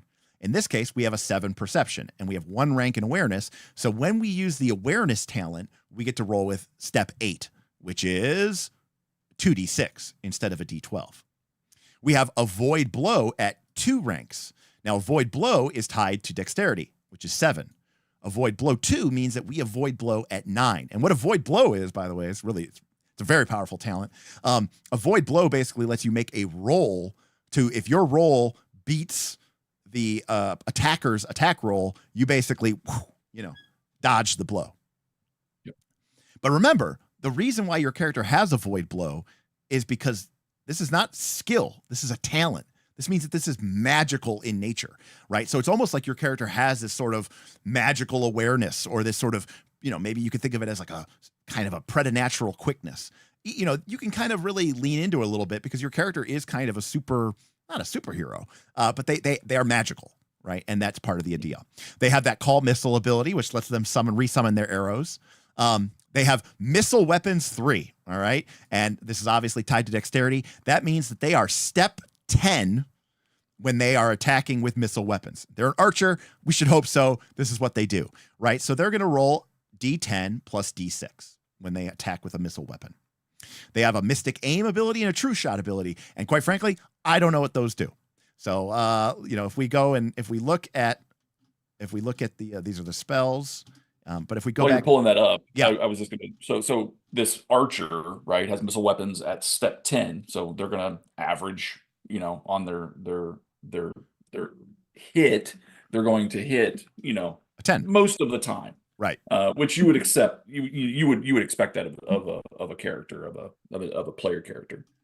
And then the damage on that, I mean, it's not a deadly system. I wouldn't call it overly deadly. But you're going to be able to take 5 or 6, 7 good hits before you're from this character, for example, if you were comparable. All right, so we mentioned before our archer had Mystic Aim at rank 1. So we can see that Mystic Aim is a talent. The step is the rank that you have in Mystic Aim, which is 1, plus the perception step. So our perception step was 7. Our Mystic Aim rank is 1. So that means that the total step that we would write down on our character sheet, right? So if we go back to our character sheet here for the talent, we would put that the rank is 1, the attribute is 7, the step is 8, and that means that we're rolling 2d6. And we would write 2d6 right here. So we know, we don't have to look up the chart, we just know that we need to roll 2d6 when we do our Mystic Aim ability. The action is simple. In your turn, in a combat scenario, you can move, you can take one standard action, which is basically like an attack. You can take any number of simple actions. It's kind of up to the GM if you are pushing it the limit on this. So in other words, our character could do this and attack in the same turn, right? Now, strain 1 means that our character takes a point of damage when they use this ability. It's, strain, right? Where our character has to kind of, this is a magical ability. Using that magical ability kind of puts, a little bit of, we're kind of, in a way you could think of it as we're kind of altering reality a little bit. We're kind of using our magic to kind of make things happen. And that puts a strain literally on our magical pattern, which the game represents as damage. All right. The adept, that's us, draws a steady aim with a missile or thrown weapon on a visible target within range, causing a small visible mark to appear on the target. Again, not made up. This is magic. The adept makes a mystic aim test against the target's mystical defense. Every success that you get grants you a +2 bonus to ranged attacks that you make until the end of the round. So you can imagine that if our character, a lot of times our character is going to draw their bow, they're going to make a mystic aim check. They might get 1 success or 2 successes, which means that we're going to add, for each success, we're going to add +2 steps to our ranged attack. Well, our ranged attack was already at 10. So if we got 2 successes on our mystic aim, we would be adding 4 steps to our character's attack roll. So we would go from a 10 to a 14, and now we're rolling 2d12. So, it's a sizable increase when we're trying to not only hit target numbers, but for every 5 that we exceed the target number, we're doing more damage. So, the archer is kind of a, very accurate, consistent damage dealer, and so that is what Mystic Aim does. And the other one we saw that I don't know what it was is True Shot. True Shot. I never played an archer. I had a weaponsmith, which is really cool. Yeah, jack of all trades. They are very, very cool. Right, very cool. So the True Shot, you can see here, this is free. Okay, so this means this can happen as almost like as a reaction. It can even happen when it's not your turn, but it takes 2 points of strain. So we enhance ranged attacks with raw magical energy, greatly increasing our accuracy. The adept may spend additional karma on missile weapons or throwing weapon tests. So normally you can only spend 1 point of karma to roll 1 bonus die. He takes 2 strain and declares how many additional points of karma that you are adding to the test, up to a maximum of your True Shot rank. So if we had True Shot 3, we could spend 3 points of karma and add 3 karma dice to our die roll. If the test succeeds, we hit and determine damage normally. If the test fails and we have not spent the maximum karma allowed under this talent, we may spend additional points of karma and add those results to the test. So this is actually an in-game way to keep rolling after the fact, so that try to make sure that you hit. This talent can only be used once per round and must be declared before the initial missile weapon's made. So our character, now granted, if we do this every round, we're going to be triggering a shitload of damage, and we're going to be burning through our karma pretty quick. But you could imagine if our character had a bank of karma and we had a bunch of hit points and we were willing to do it, our character could first Mystic Aim, then True Shot, then shoot, then blow a bunch of karma, then get a bonus from Mystic Aim, and we might end up getting like a 30 to hit, right? Against somebody whose physical defense is 10. In which case we succeeded and we got like 5 bonus successes. So, we're going to be adding. I mean, yeah, think about it. Like if maybe you have a circle 13 archer, right. You might have 50 karma, right? Right. So I've never played high circle. By the way, the core game goes to circle 8. 8. The expansion to the game, which is called the Companion. Nice.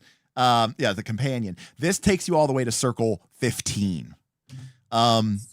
And I got to imagine that circle 10 plus are pretty crazy characters. I don't think we ever got higher than like circle 3 or 4. We never really played long enough to really get that. People would die and we would restart the campaign or whatever. So again, and there's a cool list of talents here. And you know what? And it's not that bad. Like if we look at the archer, I mean, the whole class is on 2 pages, right? I mean, this is it. And every class is like that. Every class is like that. 2 pages. Yeah, it's 2 pages.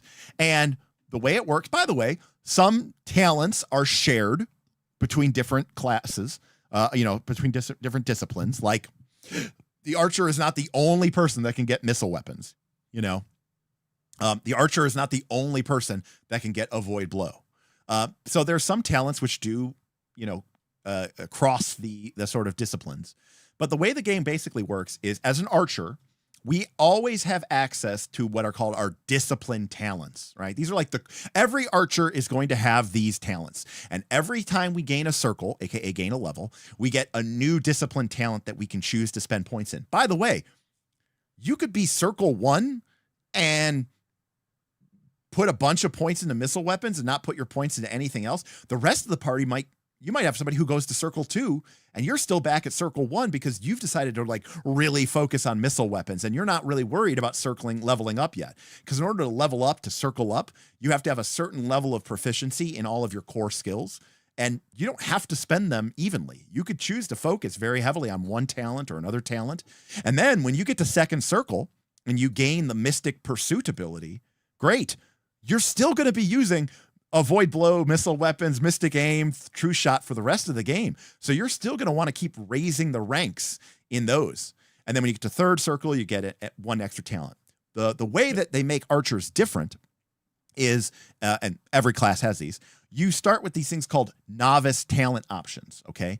And basically for each circle, each level that you have, you can gain 1 of these. So you can't take all of these the way that you can with your discipline talents, right? So your archer, every archer is going to have a Void Blow, Missile Weapons, True Shot, Mystic Aim. But maybe your archer also has Navigation, Stealthy Stride, and Wilderness Survival. There may be more of like an Aragorn D&D ranger, right? A little bit more, kind of sneaky and outdoorsy. Maybe your archer picks up Awareness, Creature Analysis, and First Impression. And maybe they're more of like a streetwise detective, right? Like more of an investigator, right? And so each archer is going to have those core talents the same, but each archer is going to have different levels of these novice talents. And then when you get to the 4th circle, you get a new list of talents that you get these choices from. But again, you only get 1 of these for every level that you have. So you're never going to be able to get all of these talents.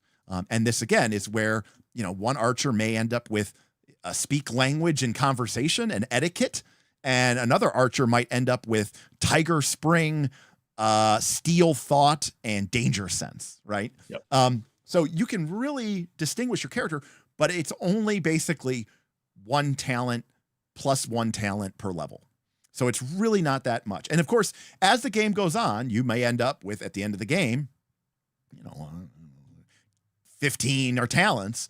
But at some point, some of those talents you've been using the entire game. They are like the core elements of your character, which is usually the first 5 that you start with. These are going to basically be things that you are going to use the entire game in and out. In kind of form and we haven't really talked about it a whole lot, but you can multi-discipline. I don't even know how that works. So that's news. I'm not quite. So you can multi-discipline. The cost for everything goes up. So, and you can 2 disciplines, 3 disciplines, 4 disciplines. Got it. So you can multi-class. Yes, you can. But like I said, the cost for everything in that new one will go up. And they kind of discourage it a little bit because the legend point costs just get more expensive. So, by the way, we did have a super chat real quick from Sarak. He says $5 super chat. And by the way, their first super chat on a live stream. Thank you, Sarak. Says catching the rest on the VOD. Awesome. Hope you enjoy it. Definitely we'll see if any ED gets organized on the Discord to resurrect my Scrang Sky Raider. There you go. Yeah, Sky Raider's a cool discipline. It is. Thank you, Sarak. Yeah, so in this game, there's airships, so there's airship pirates, and they're called Sky Raiders. And they're basically like this game's Vikings, but instead of just sailing around on longboats, they sail around on airships. And in particular, the trolls are kind of like the Nordic Viking race who are, they raid from their mountaintop fastness in their Sky Raider ships, and they sweep down onto the unsuspecting human and dwarven and elven settlements and raid them, very much like Vikings. I think the trolls are one of my favorite races in this entire game. I mean, what game isn't cool? It's got trolls and airships. I mean, it doesn't get much cooler than that. It doesn't. It does not. So I have a story. I have a fun story. So Peter says humans have versatility, can dip into other disciplines. Yeah. So humans as a racial talent have a special ability that they can take ranks in called versatility. And then for every rank that they put into versatility, they can basically take a rank in anything, like even something that's not in their discipline. And this caused one of my favorite one of my favorite things ever. The party, Mr. Aaron Smith was a human swordmaster. Okay, so swordmasters are sort of like, paragons of the blade, kind of swashbucklers, right? They're kind of flamboyant and social, but also very deadly with the blade, right? Kind of like a kenjutsu, right? They're like the deadliest with the blade. Anyways, so Smith is a swordmaster, and there's a adventure. There's a enemy Sky Raider, right? So there's an enemy Viking opposing them, okay? And the Sky Raider, okay, this is the Sky Raider. Again, ruthless pirates from raiding from their airships. And the Sky Raiders have this discipline talent called Fireblood. And Fireblood lets you heal with your recoveries. Number one, it lets you heal better, and it makes your recoveries better, but it lets you use them in combat. All right. So they can literally, I mean, like their wounds start like sizzling and steaming because they're almost literally like healing themselves from the inside out with like the power of their blood. So Aaron is fighting this troll Sky Warrior, and Aaron hits him and he takes a bunch of damage. And then the enemy troll one, rebuilds with Fireblood. And then the troll hits Aaron. But Aaron was a human and had taken versatility, and the thing he had taken with versatility was Fireblood. So then Aaron re-heals with Fireblood, and then they kind of look at each other. It was kind of like Deadpool versus Wolverine, and Aaron goes, "What are we doing here? We both have Fireblood." Like it was like, what are we gonna do? We're gonna keep stabbing each other for the next hour? Like we're both just literally healing up the damage that we're dealing to each other as this fight goes on, and it was kind of this like mutual respect, like. Like Aaron's like, okay, yep, you're a threat, you're a Sky Raider, you're gonna Fireblood. And then when he Fireblood, the Sky Raider was like, okay, well, this is an interesting problem. And when Aaron was just like, what are we doing here? What are we even doing here? We both have Fireblood, and everybody was laughing because it was just kind of like this funny, like, unstoppable force meets this immovable object type thing. Love it. It's yeah, fun. Yes, Derek makes a great point. The titular Earthdawn is an airship. That's 100% right. When the first kingdom, the great kingdom of the dwarves, Thorol, when they opened their doors for the first time because they believed that the Scourge was over, they sent out a party to go like do a reconnaissance. Well, they all got killed. So then they did it like the next year, and well, they all got killed.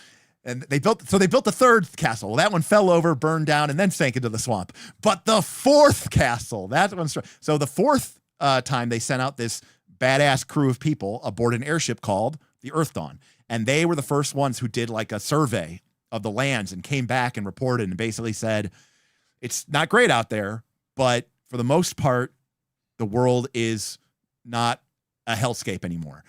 There's a few places that are particularly nasty and bad, but for the most part, we think things are good to start leaving the nest. And that airship was called the Earthdawn. So that even the name of the fucking game is diegetic, right? Well, don't leave out the best part, right? So they came back. They sent the Earthdawn out on a second expedition. Oh, and then it went missing. And then it's gone. So they're all dead. Probably. Depending on how much lore you know. That's the other thing too. Fourth edition. I think they advanced the storyline a little bit, right? I think they did. They advanced the timeline. They did. They moved it a little further along after the first Theron War. Okay. And a few more things have happened. And basically they're gearing up for the second Theron War. Got it. So, 5 years, says Isaiah. Okay, great. Derek says Swordmasters are great. Riposte is busted. I recall it being very powerful. It's a way for basically like they miss you and then you attack them. I think that's kind of what it does. A riposte. So you use your melee weapon to block a melee attack, possibly turning it back against the attacker. Yeah, but it does cost 2 strain, so it's not free. But it is a powerful ability. I mean, all the talents are cool, like they're all really sweet, in Companion, they added these things called knacks. Oh, sure. Yeah. Companion has knacks. So you can basically they're free. If you know the talent, then all you have to do is find a teacher to teach you the knacks, and all of these talents get like other abilities. So like Avoid Blow. There's a knack that lets you grab a missile weapon that's been fired at you and break it, like magically, so that that archer can't do call weapon to get it back or call missile to get it back. Right. So Sire asked about the races. So we didn't really touch about these. So the races that we have in the game, the first is the dwarfs. And the dwarves are actually kind of the core race of the game. They believe it or not, it turns out that the race of mountain dwelling hill people survived the apocalypse the best in their underground fortresses. So basically, the dwarves just did it better than anybody else. They had the right, mindset for it because they kind of already lived in the hills and the mountains, and underground. So dwarves they're very much dwarves, I mean, they're short and stocky and, they have, infravision, heat sight, and, they're kind of stubborn and grumpy. Elves are kind of elvish. They're tall, thin, long lived, revere nature. Now there are some other fucked up elves in the game, but, that kind of did not survive the Scourge untainted. But for the most part, elves are elves. Don't steal my thunder. Yeah. We have humans that are humans. And again, but the idea here, though, is that they are not the sort of default race, right? They're not the default kingdom, right? The main kingdom of Barsaive, Thorol, is Thrall is Dwarven. All right, so then we get into the weird races of Earthdawn. There's the Obsidian. They are stone 900-year-old ancient stone people. Think of a rock biter from Never-Ending Story. Except a little bit smaller. But they're they're big. They're huge. They're heavy. They're massively tough. They're really strong. They're hard to damage. They have natural armor, right? They're very, very, kind of slow, but also kind of philosophical. And so, but it's a really cool kind of almost shamanistic race. And I think they're really neat. I actually hated the name so bad that I changed it Oh, okay. time. So we call them the Basalt because Okay. it was just I couldn't say it right. Yeah, Obsidian. Obsidian. It's a little bit of. I mean, you could obviously think of it as like that's what other people call them. You know what I mean? Like Sure. they probably don't call themselves Obsidian. Yeah. I will be I'll freely admit here, Donnie, too. 17 and 16-year-old Derek and his friends, including Aaron Smith, playing Earthdawn for a long time, and then me, the GM, and it's later in the evening or whatever. It kind of rolls off the tongue, and you're like, but then the old man leans in, but be careful. There's horrors about. Oh, there's horrors about. Like that used to happen all the time. Is anytime I would say, and so then it became like, yeah, be careful. There are horrors around, because if I just said horrors, it just sounded like I was saying horrors. I'm pretty sure that was like a common theme across every Earthdawn. I think that was every Earthdawn table. Yes, that and ED. Being a thing. So orcs are a playable race, and they're powerful, and they're driven, but they're kind of like Klingons in a way. Mm-hmm. They're fierce. They live in these kind of tribes. They're almost kind of like the Dothraki from Game of Thrones. They're kind of tribal, and they're not necessarily evil, right? But they're also not exactly, they're hot-headed. They're not evil, but they're not like good either. Like they're and I think they don't live that long either. I think they have short lives. Well, and they got a tragic story about not having a home and then getting one and then getting attacked, and there's all kinds of narrative reasons why the way that they are. There we go. With a lifespan averaging only 40 years, orcs tend to seize life by the throat and get the most out of life as they can. Here are our trolls, which, as we said before, are basically Viking Nordic Viking kind of people. They're strong, they're tough, and they are pretty cool. They do have an ability; they can heat sight just like everybody else, but they are they don't all necessarily have to do this. But again, they have this kind of complex honor system and rules of engagement, and kind of like you have to. Did you pay the iron price for that? Did you take that from them? So troll is a playable race. And then the last two are the Scrang, which are sort of a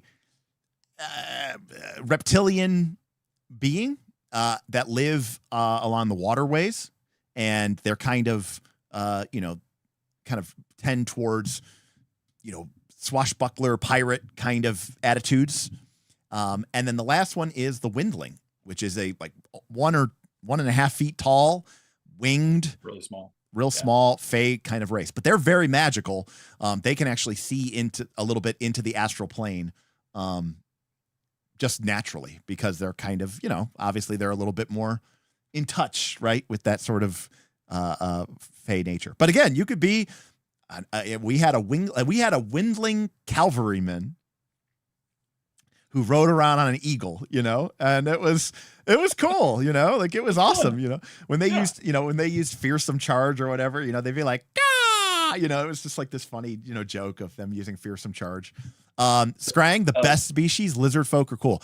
I love the Scrang.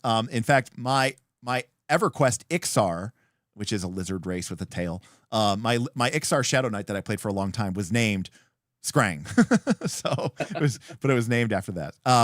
Now Damien says, but if you put these races in a near future setting, it's a bridge too far. Absolutely. Once we get to Shadowrun, I'm over it. I don't want trolls in my Shadowrun.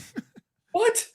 I don't like it. I don't like it. What do you mean you don't want trolls? Trolls a default race in Shadowrun. I know. I don't like. Well, number one, by the way, I don't like Shadowrun, but that's one thing. Well, yeah, that's. I mean, cyberpunk and all that other stuff, is not my deal. Is not my big deal. But part of the problem is just like when you have like all that tech plus all of that, like when there's an orc who's your cabbie, You know, like when there's a troll who's like the chef, I don't know. It's a bridge too far for me. It's a bridge too far for me.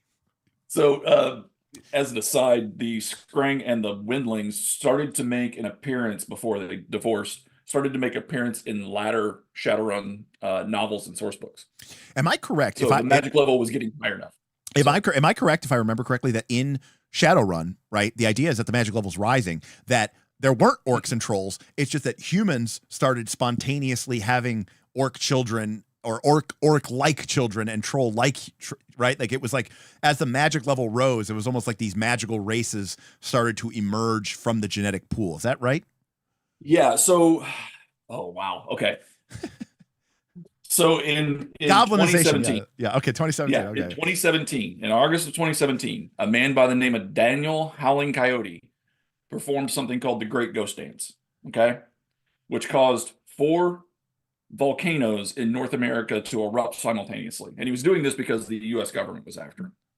That spike in magic eventually led to goblinization, which was literally overnight. Some people starting to show like growing fangs, and right? Tusks and getting growths on their face and stuff. Yeah, absolutely. Yeah, yeah. And so that spike in magic caused that rapid goblinization, is what they called it. And then Shadowrun happens. So. Got it. Then Shadowrun happens. Okay. So, but it is tied to the idea that the magical level of the world, right? So, like right now in our world, which is super low magic, that's why we don't have trolls and goblins running around. But in our fairy tales, in our legends, we have trolls and fairies because they used to be around in these past worlds, right? Which you get to play when the magic level was high. Yeah, and some creatures actually went through, like they were here the whole time. There's a couple of immortal elves that come all the way through. One of them's Harlequin, if you're familiar with Shadowrun. And then some creatures like Dunkelzahn, Big D in Shadowrun, is actually a dragon in Earthdawn by the name of Mountain Shadow. So, some of these things, they were very, very strong ties, and which is why in my headcanon they never separated. But see, this is what's nice. If you don't like cyberpunk, you can just go play Earthdawn, right? Or you can like both, and you can play both. Magic behaving an awful lot like radiation poisoning. Yeah, basically.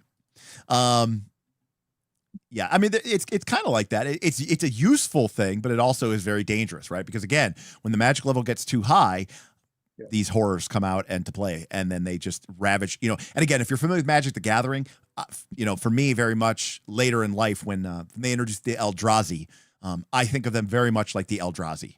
They're this like extra planar force that come from the great beyond, from the void between worlds. Why can't I remember what it's called? Magic the Gathering. It's not called the void, but anyways, but they come from this sort of other dimension, and they're there to consume and destroy and to warp and to mutate. And a lot of the default evil stuff that would just be there in D&D is there in Earthdawn because the horrors were here. And the idea was that just 100 years ago, it was unthinkable. Like it was just like so bad. It was a hurricane of shit. But now it's like I've heard him described as and the way I always think of him was cross a demon with a great old one. Sure. Right? Yeah. That's the level of evil, of chaos that you're dealing with. So right. And there's also too this like scaling sense, right? Like some of the horrors are very like primitive. They're, bestial. They're horrifying, but they're basically animals. But other ones are intelligent and calculating, and they, again, they're unknowable. Like to try to understand a horror is sort of a fool's errand. And we mentioned before too, like there is this idea that there's even like cool little bits of lore in the game. Like every character starts with a artisan skill, right? The ability to do some kind of art. And the reason is because your character can become marked by a horror, right?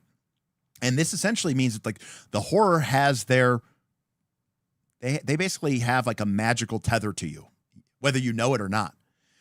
And one of the things that they've discovered is that when you are touched by a horror, you lose the ability to make, things that are beautiful. You lose the ability to create art, to be creative, right? You basically become dead inside. And so people learned, everyone has sort of an artistry, a craft, because it's a way that you can prove that you're not marked and touched by the horrors. And it's like just such a cool little bit of world lore that ties back into it, but it also explains why every character starts with this, craft or artisan skill, which is really, really cool. And that's a common, like in the narrative, if you are outside of a city gate that you've never been in before, the guards might ask you to show them your art, right? To show me that you're not marked by a horror before they'll let you in.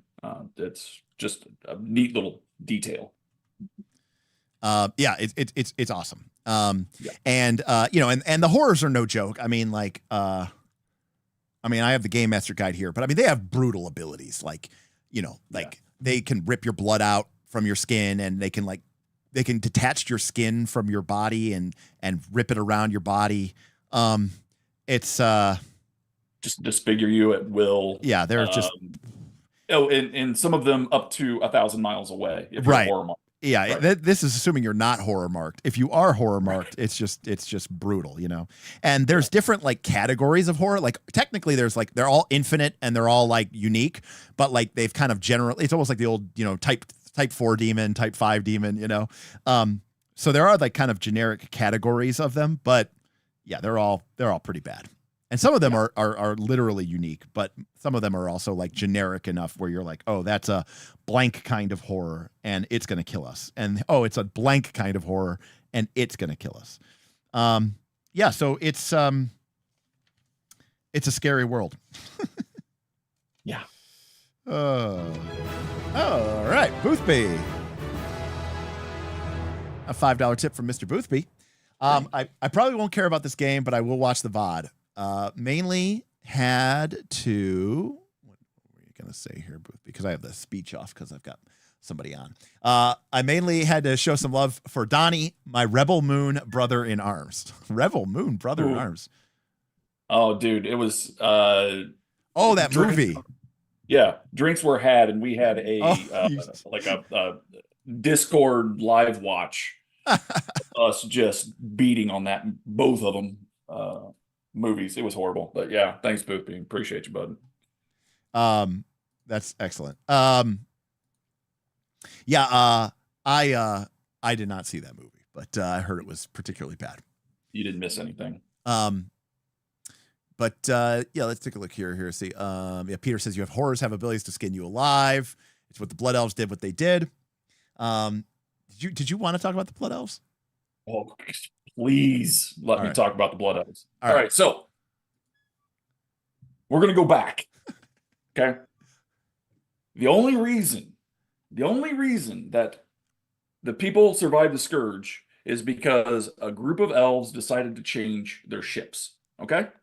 So this is way back before anybody knew anything that was going to happen. There was the elves that lived in 3 separate colonies. One of them was called Wormwood, not like the furniture maker, but two separate words, worm and wood. And they were upset because another group of elves who lived on the sea decided to change their ships to make them more seaworthy and not just riverworthy. Okay. Well, the elves, the arrogant assholes that they are, said that they were going to separate this other colony. They were no longer elves. They could no longer join the elven court, what have you. Okay. And so they did. They kicked them out. One of the elders in the elven court disagreed with it, and they kicked him out. They kicked him out of Wormwood.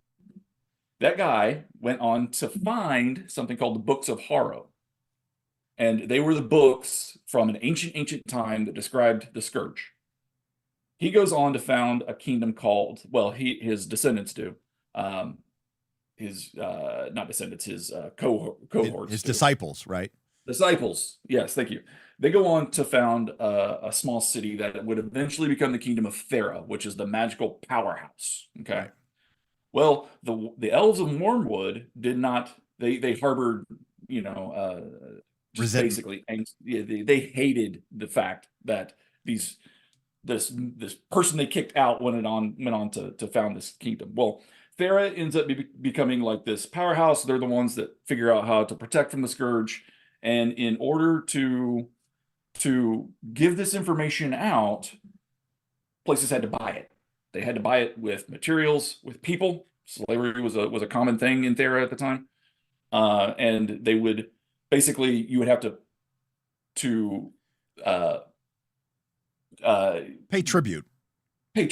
And also basically you were a thrall of them at that point, right? They owned your care that you were going to build. They owned the people.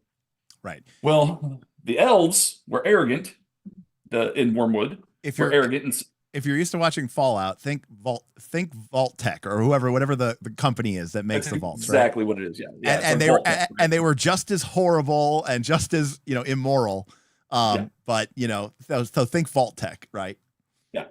So the elves of Wormwood decided, we don't need that there's magical technology. What we're going to do is we're going to make our own. We're going to go make our own wards with trees and bushes. Yeah. And so they did.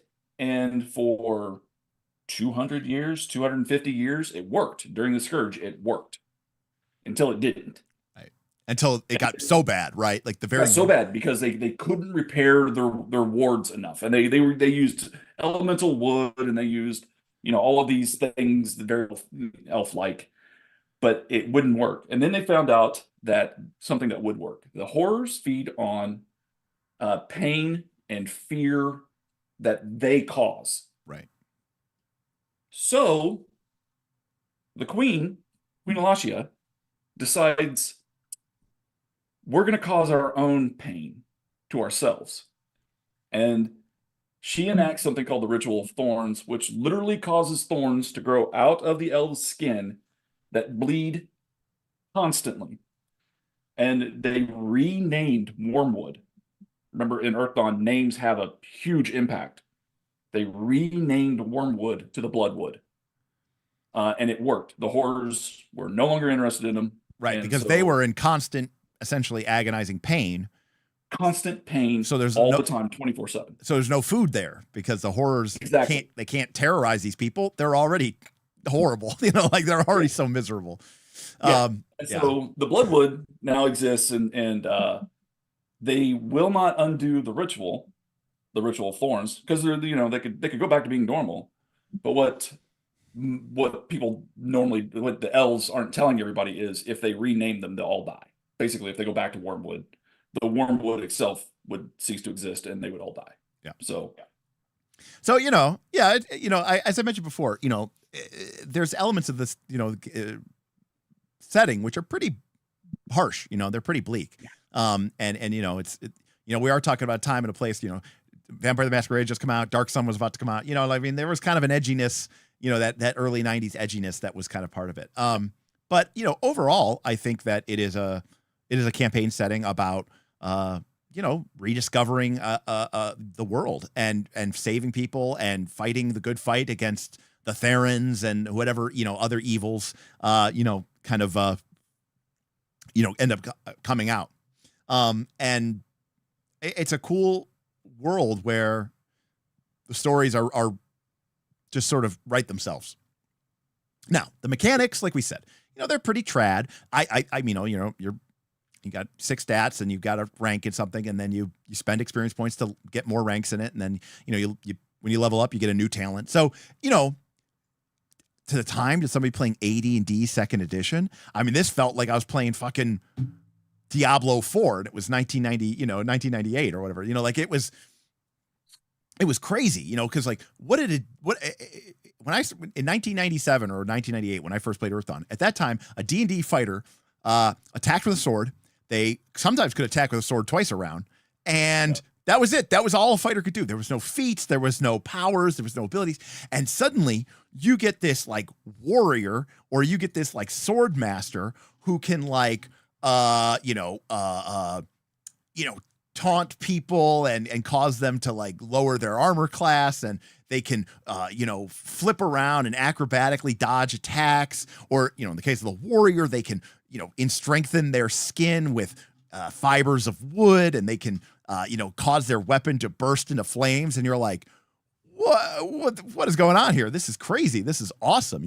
Plus, I'll be honest with you, at the time, we're younger. Nobody wanted to be the cleric. Plus, clerics sucked in AD&D second edition and first edition, right? Nobody wanted to be the healer. And so here comes this. They were obviously broken in third edition D&D, but we weren't there yet. And so nobody wanted to be the healer. So frequently we would have these parties and nobody would have a healer. Earthdawn comes around and says, hey, everybody has recovery tests. Hey, you can get booster potions, right? So that you can super heal yourself. And it's like, sweet, this game kind of really solved a lot of those core issues. And again, at the time, it felt so incredible because, these characters just had these, we're showing you fourth edition here. And by and large, it really isn't that different from first edition, for the most part. But changed a whole. Yeah, but when you have these, now granted, by modern day standards, you might be like, oh, this character doesn't have 55 feats, sure. But I think it's a good middle ground. I really do think. I think, some games have way too much, you have too many things on your character sheet. This is a really nice thing. And again, it's a good game for really focusing on a certain idea. It's got some interesting classes that you might not ordinarily see in a lot of D&D games. Like the Troubadour is not a magic user. It actually is kind of a storyteller. But that's because in this world, stories are incredibly important and incredibly powerful. You have things like the cavalryman, that lets you actually have a mount and have it matter and be cool. It's just a really, really cool class. There's a Beastmaster, which is like the pet class. And so there's some really cool, really cool, some really cool features. And I think the way that it ties into the campaign world is unparalleled. Yeah, I'd agree. And you're right. I mean, the system is the base of the system is just, your typical die roll fantasy game. But right. They do so much with the thread weaving, right? You get really interesting system rules that encourage you to interact with the game world, right? If you got to unlock the ability of that magic sword you just got, you need to learn a key knowledge. So you need to go investigate or search a rune to find it, or find the descendant of the guy who forged it and offer it back to them. That's how you advance. So yeah, we kind of skipped over some of the we talked a lot about the patterns, but needless to say, there's a significant amount of the book that is sort of like details how you learn about these patterns and you study these patterns and you sort of merge to them. Like if we look at the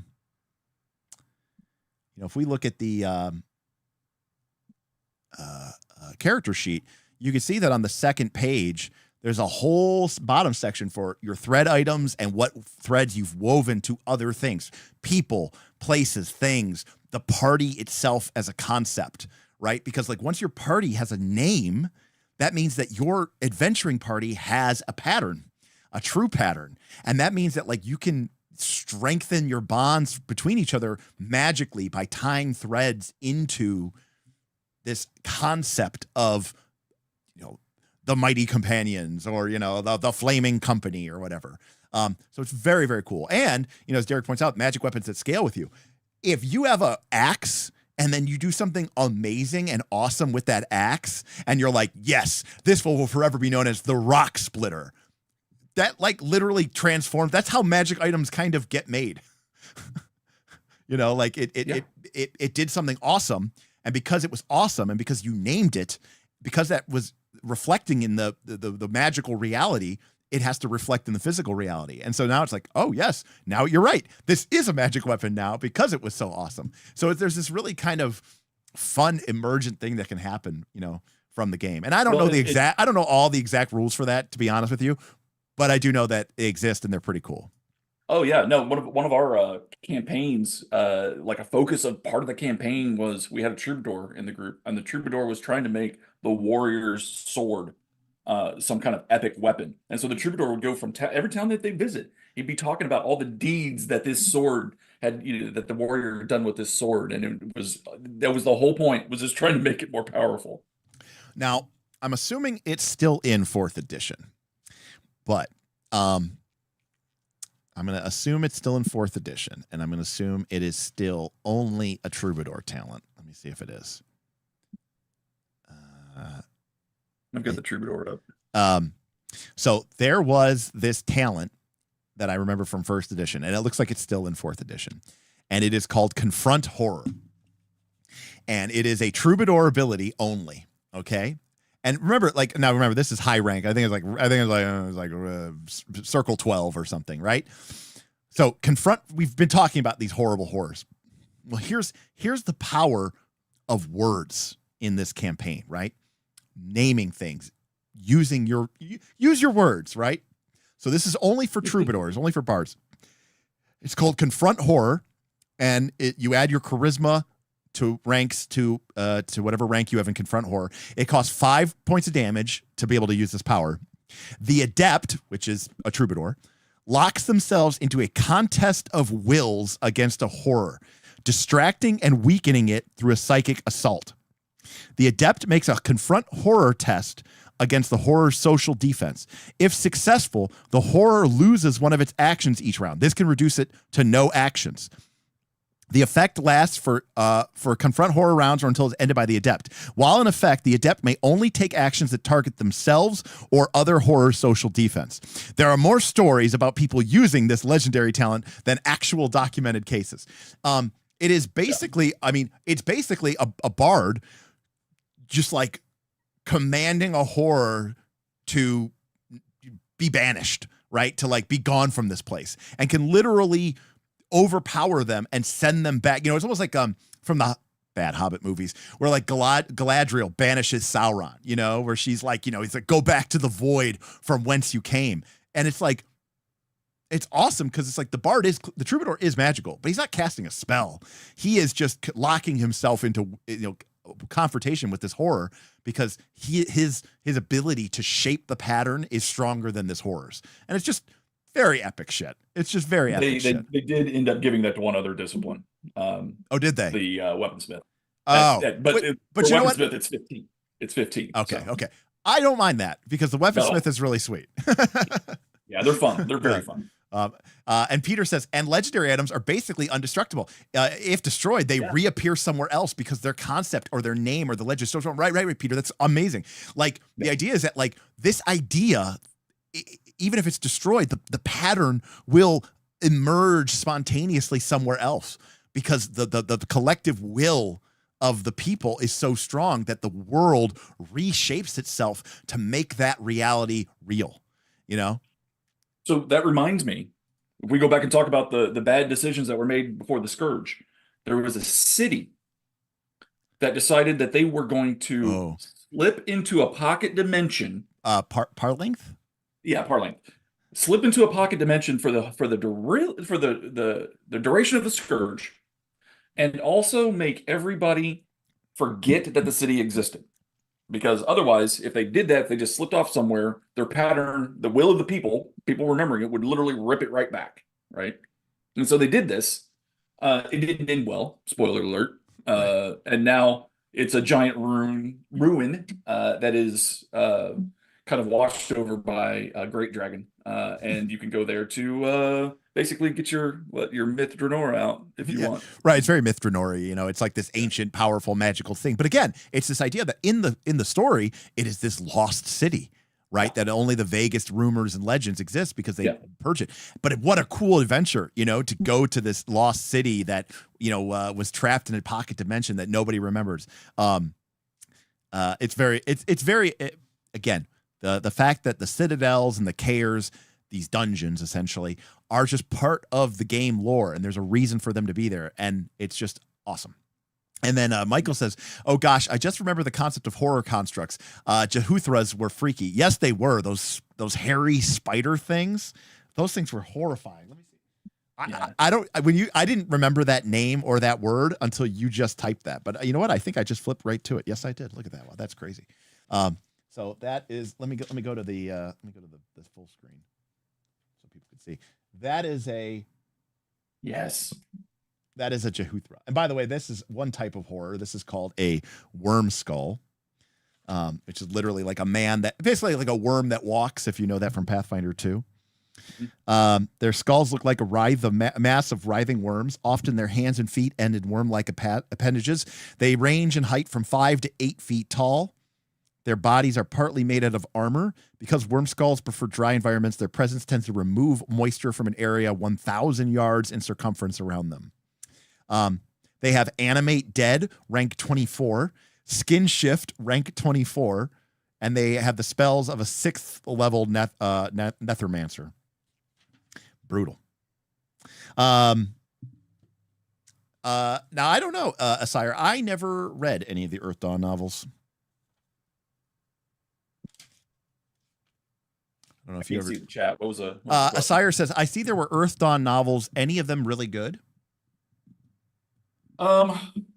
Geez, it's been so long since I read them. I don't even think I remember the names. There were a couple that were actually worth it. And you do get some interesting insights. Especially there was one that specifically dealt with the Crimson Spire, which is the backstory to Harlequin from Shadowrun. He was known as the last knight of the Crimson Spire. Anyway, there was one novel that dealt specifically with that was excellent. I apologize, I can't remember the name right now. Yeah, Peter says they were good for teenagers, which, to be fair, is that's true. It's pretty true of like a lot of that, like era of fantasy, even like Dritz and stuff like that, which I love, but it's not really that thing.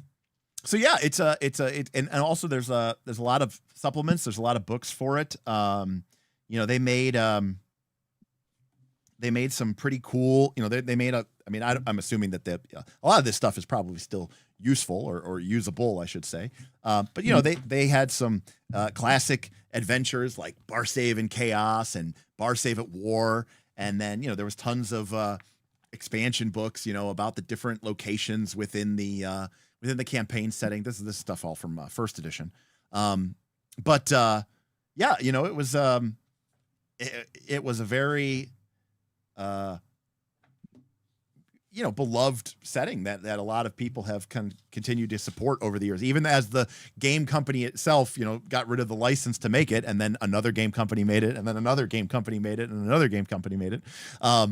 But again, it's not, it's not some revolutionary game system like, Powered by the Apocalypse or Blades in the Dark. It is a trad system, but it has a really, really different tone to me than D&D. And I think that's what made it really, really cool, is it still felt like your kind of traditional fantasy, but it had a different vibe. And at that time and that place, you weren't seeing stuff like that. You weren't seeing this kind of like post-apocalyptic horror fantasy. And eventually you would have the Dark Sun, but even Dark Sun, right? Dark Sun was really harsh and really over the top. Earthdawn was harsh, but it wasn't like that harsh. And so for me, it was like a really nice balancing point. And again, 4th edition D&D would really introduce this concept again called this points of light, where you have, these handful of points of civilization, of true, safety. But for the most part, the world is a wild, weird darkness. And you have a custom made setting for dungeon delving and adventuring and fighting, horrible beasties. Because, when in doubt, make it about a horror, it's just like this kind of go-to villain that you can kind of use from the least horrors to the greatest horrors, or the horror's minions, these things called constructs, or the undead, which they are capable of animating. The whole thing is just very, kind of built for adventuring. And I'm glad to see that they're still putting out books, right? They just kicked their last Kickstarter was a book called Deeper Secrets, which goes into spells and they get new rules like spell max and things like that. That'll be out in print very soon. But you can get the PDFs already. So they're still, they're not doing it at the level that they were right back in the day, but they're still pushing it out. So, Boothby says this game is a lot more interesting when you only hear the first syllable of horror. Well, we already made that joke, Boothby. I said 17 and 16-year-old Derek playing this game with his friends would frequently, it would be like, he said horror. It was pretty common. And I think that happened to pretty much everybody who played this game at that point in time. Michael says there was a licensed adaptation a few years ago that had D&D and Pathfinder versions of Earthdawn. I didn't know that. They did, yeah, yeah. I never played it. I never picked it up, but yeah, there was. Now I don't know if that was this version of FOSSA that did that or not. Right. Was it like Red Brick or something else or something? Right. I'm not sure, but yeah. And again, remember too, I don't know the details of this game, but you know, they call the current age, right, in the game, they call it the Earthdawn, you know, the current age, the Age of Legend. There is a game system called Age of Legend, yeah, which uses the sort of Barsaive campaign setting that we've been talking about, this Earthdawn concepts, but is a much more rules light, narrative heavy type game system. And I don't know anything about that, but you know, if you're really interested in this world, but maybe not interested in, you know, this kind of semi-trad crunchy game, that might be a cool option for you to check out as well. I myself may eventually take a look at it once I get through the other 550 games that I need to take a look at. And Asire says, yeah, Derek, it was actually because of this channel that I got into D&D 4E. It's something I never thought I'd like, but I really dig the points of light setting quite a bit. It's one of my favorite settings, even though it's not an official setting at all. I absolutely love it, Asire. You know, the whole Mentir Vale, the whole kind of relative starting region, the world of the kind of the Empire of Nerith and all that other stuff. It's just really fun. It's really cool. And it's very evocative for adventure, much like Earthdawn. But yeah, no, I agree, Peter. You know, is again, and that's kind of how we started off with it. It was, you know, the rules. There's some neat stuff. I'm not gonna lie, it's fun. But for the most part, it's nothing super special. And the campaign setting is pretty cool. There's some really interesting ideas there that work really well for an adventure RPG, fantasy RPG. But you know, by and large, it's not like anything super special. But when you combine the two of them together, the fact that they work so well together and that the stuff that you're doing mechanically on your sheet is kind of the same stuff that you're doing narratively in the fiction of the world makes it a very compelling game. And there's a lot of people who really love this idea of like, I want everything that happens mechanically to be explainable in the fiction of the world. Well, that is Earthdawn, you know, for the most part. You know, everything is basically described that way. Even the language of the game, I saw something where it was like talking about, you know, karma and, you know, how we were talking about what karma is and how karma operates. And it's like, yeah, here we go. It says karma. All adepts, that's, again, those are the player characters, and other people. Player characters aren't the only adepts in the world, but the adepts are, you know, a cut above. All adepts, as well as some of the most powerful creatures in the world, are able to tap into the magical well of energy of the world to enhance their abilities. This magical energy is known as karma, meaning in the game world, it is known as karma. The use of karma is simulated through karma points and karma dice. So while, you know, the characters do not necessarily know what a karma dice is, there is this idea that this is where the game, this is how we are simulating this real world fictional thing, karma, which is something that everybody knows about, and the game says the use of karma is simulated through karma points and karma dice. So again, it's very much, I think, a sim heavy game. You know, it's really trying to explain how everything is working in the mechanics, for sure. You know, I would add, you know, because you talked about the setting and the system coming together so well. If you are like just a complete Shadowrun lore nerd, that just takes the whole thing like a step above, right? I've never been happier than reading Dunkelzahn's Will. When I read Dunkelzahn's Will and I was able to go, oh, yes, I know exactly who that is. I know exactly who that is. I know why she got that rose, right? You know, I know why, you know, Harlequin got King Richard's armor, you know, things like that. That just the whole combination of it is what really brings me back to this system over and over again. Yeah, and Elia says, I personally really appreciate the kind of fictional connection to mechanics. Yeah, and you know, for people who we've done a lot of systems on this channel where I basically say, pay no attention to the man behind the curtain, right? Like this mechanic is there because it makes for a better game or because it's to improve or enhance the narrative, right? This game does not have that, right? Like this game does not have like a, you know, use your trait against yourself to get, you know, like, to gain a meta currency point that you can use to, no, it doesn't work that way. You know, it is a trad simulationist game. But now, Sire, you are right. I mean, for whatever reason, even though apparently some of the additions have been absolutely god awful, Shadowrun has managed to just plug along and stay top of mind. I mean, for many years now. I mean, when I say many years, I mean like 20 years. I remember every couple years I go to Gen Con, and then Catalyst Games, usually, I think that's been the publisher for a long time, has some big new thing for Shadowrun Blank Edition. And it's like everybody's lined up, and then you see they've got a side room, and there's people sitting there with 800 D6, and it's like, I don't know how this game has gotten the fan base that it has, but it has. You know what it is? Earthdawn was never that popular. Earthdawn was never that popular. But the reason, because like everybody that was probably lined up is probably thinking the exact same thing that you are. Why am I doing this? Right? These are the same people that force businesses to be open on Black Friday, right? If you don't want it to happen, don't buy the system, right? But yeah, that's my Shadowrun rant. There you go. Now, so Danny, are you are you currently playing Earthdawn? Are you planning to play Earthdawn? Did you just finish up playing Earthdawn? Or yeah. So I had gone through a Mithras small set with and here's the thing. This is you're gonna crucify me for this. I don't actually play in Barsaive. I take pretty much everything about it, and it's in my campaign world. But that's because you've been using you use the persistent campaign world, right? For like the last 20 years. You've changed systems, but you've kept the campaign world, right? Okay. Yeah, exactly. And in my campaign world, they've gone through the Scourge. Now they're a couple hundred years after it, but they've gone through the Scourge. And so we've had our session 0 going back to 4th edition, Earthdawn 4th edition. Okay. So you're just starting a new campaign. A new campaign, yeah, but again in that Are you playing in person, online, or in person? Okay.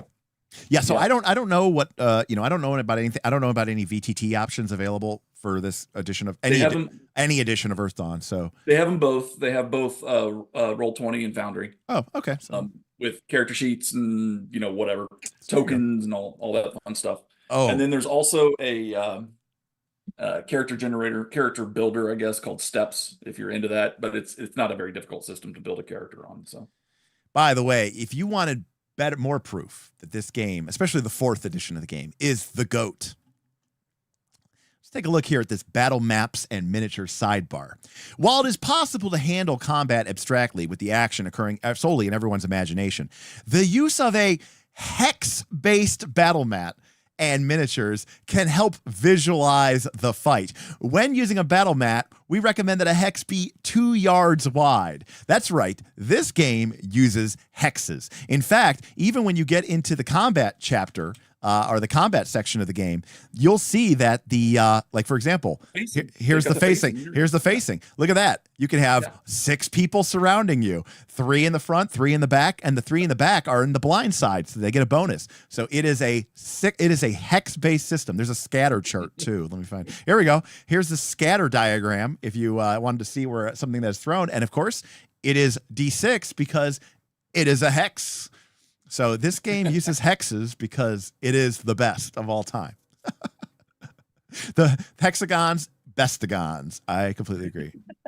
Hex-based with facing? Well, not... Yes. Hex-based with facing. Let's see here. There's this thing called harried and stuff like that. By the way, the game also has, some pretty... like there's some cool stuff that you can do in combat. Like, it's got like, you can shatter people's shields. You can try to knock them down. You can do called shots. You can try to like be less accurate to do more damage. You can try to be more accurate to do less damage, yada, yada.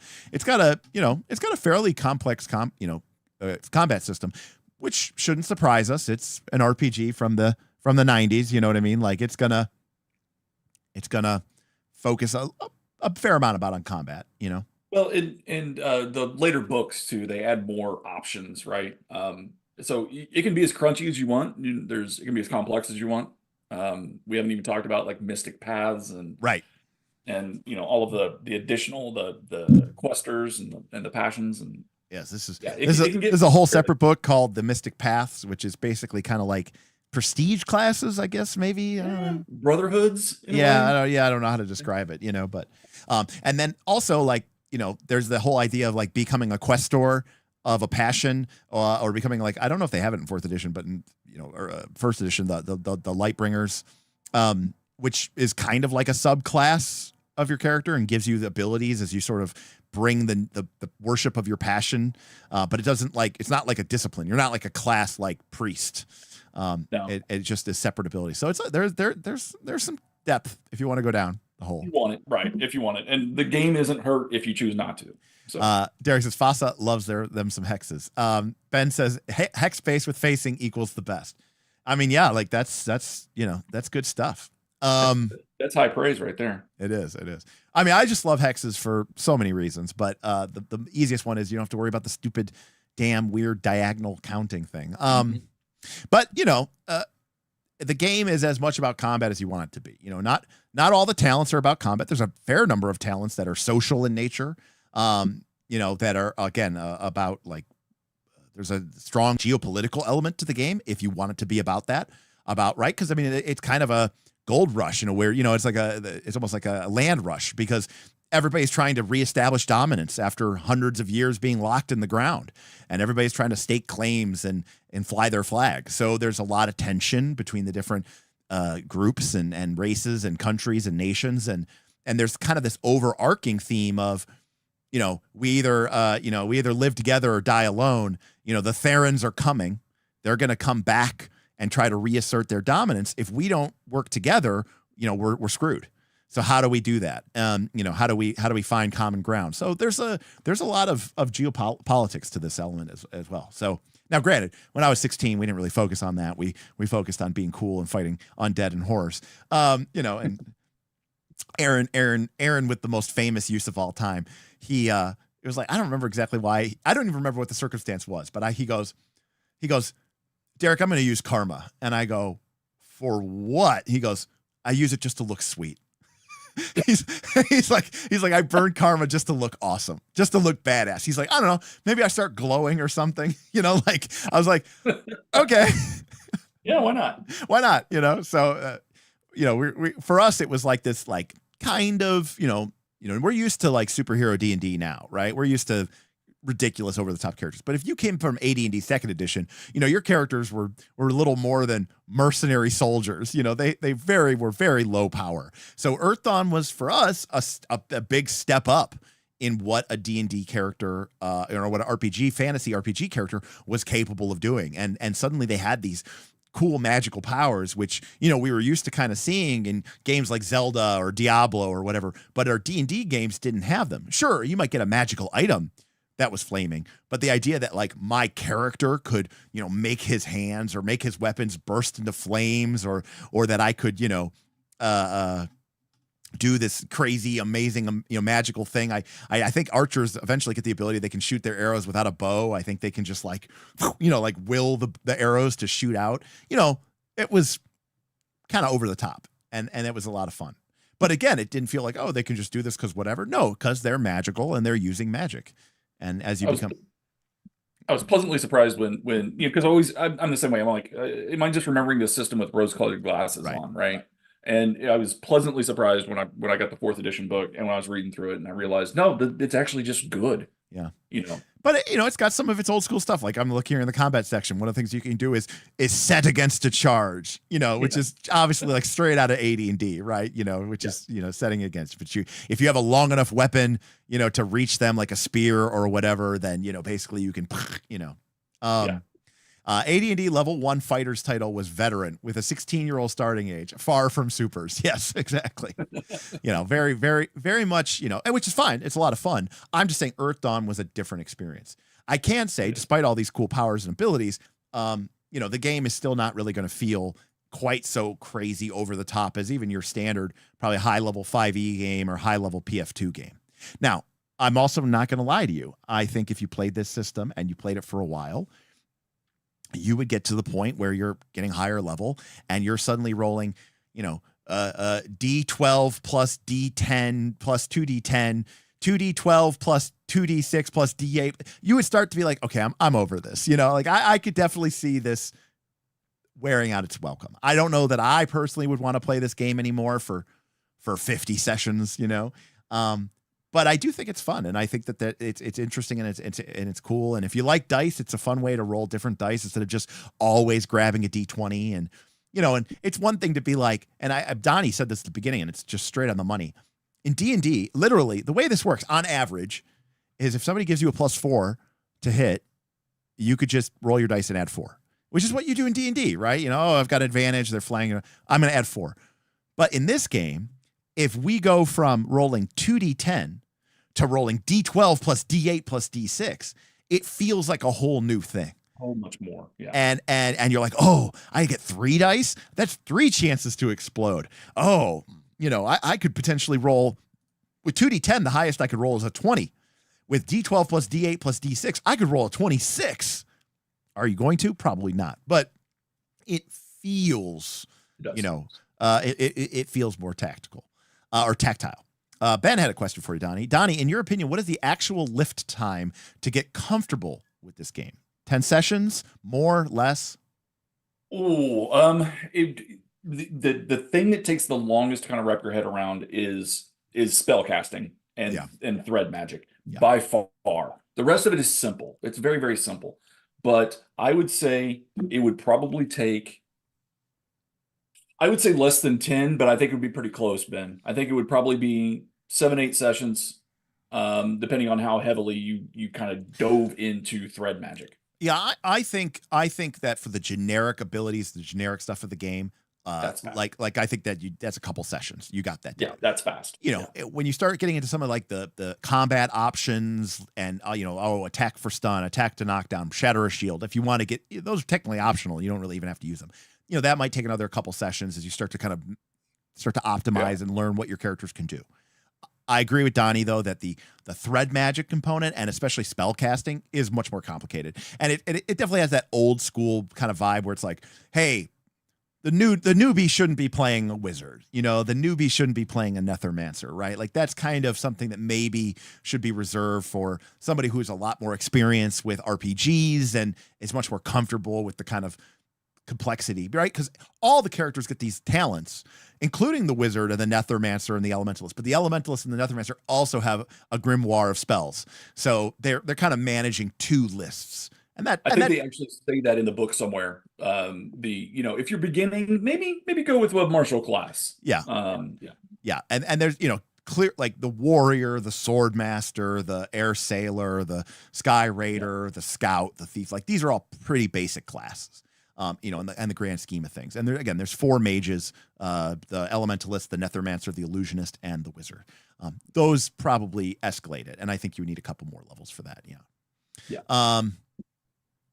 Joe says, I ran a game for a couple of years. It's on YouTube as an amateur actual play.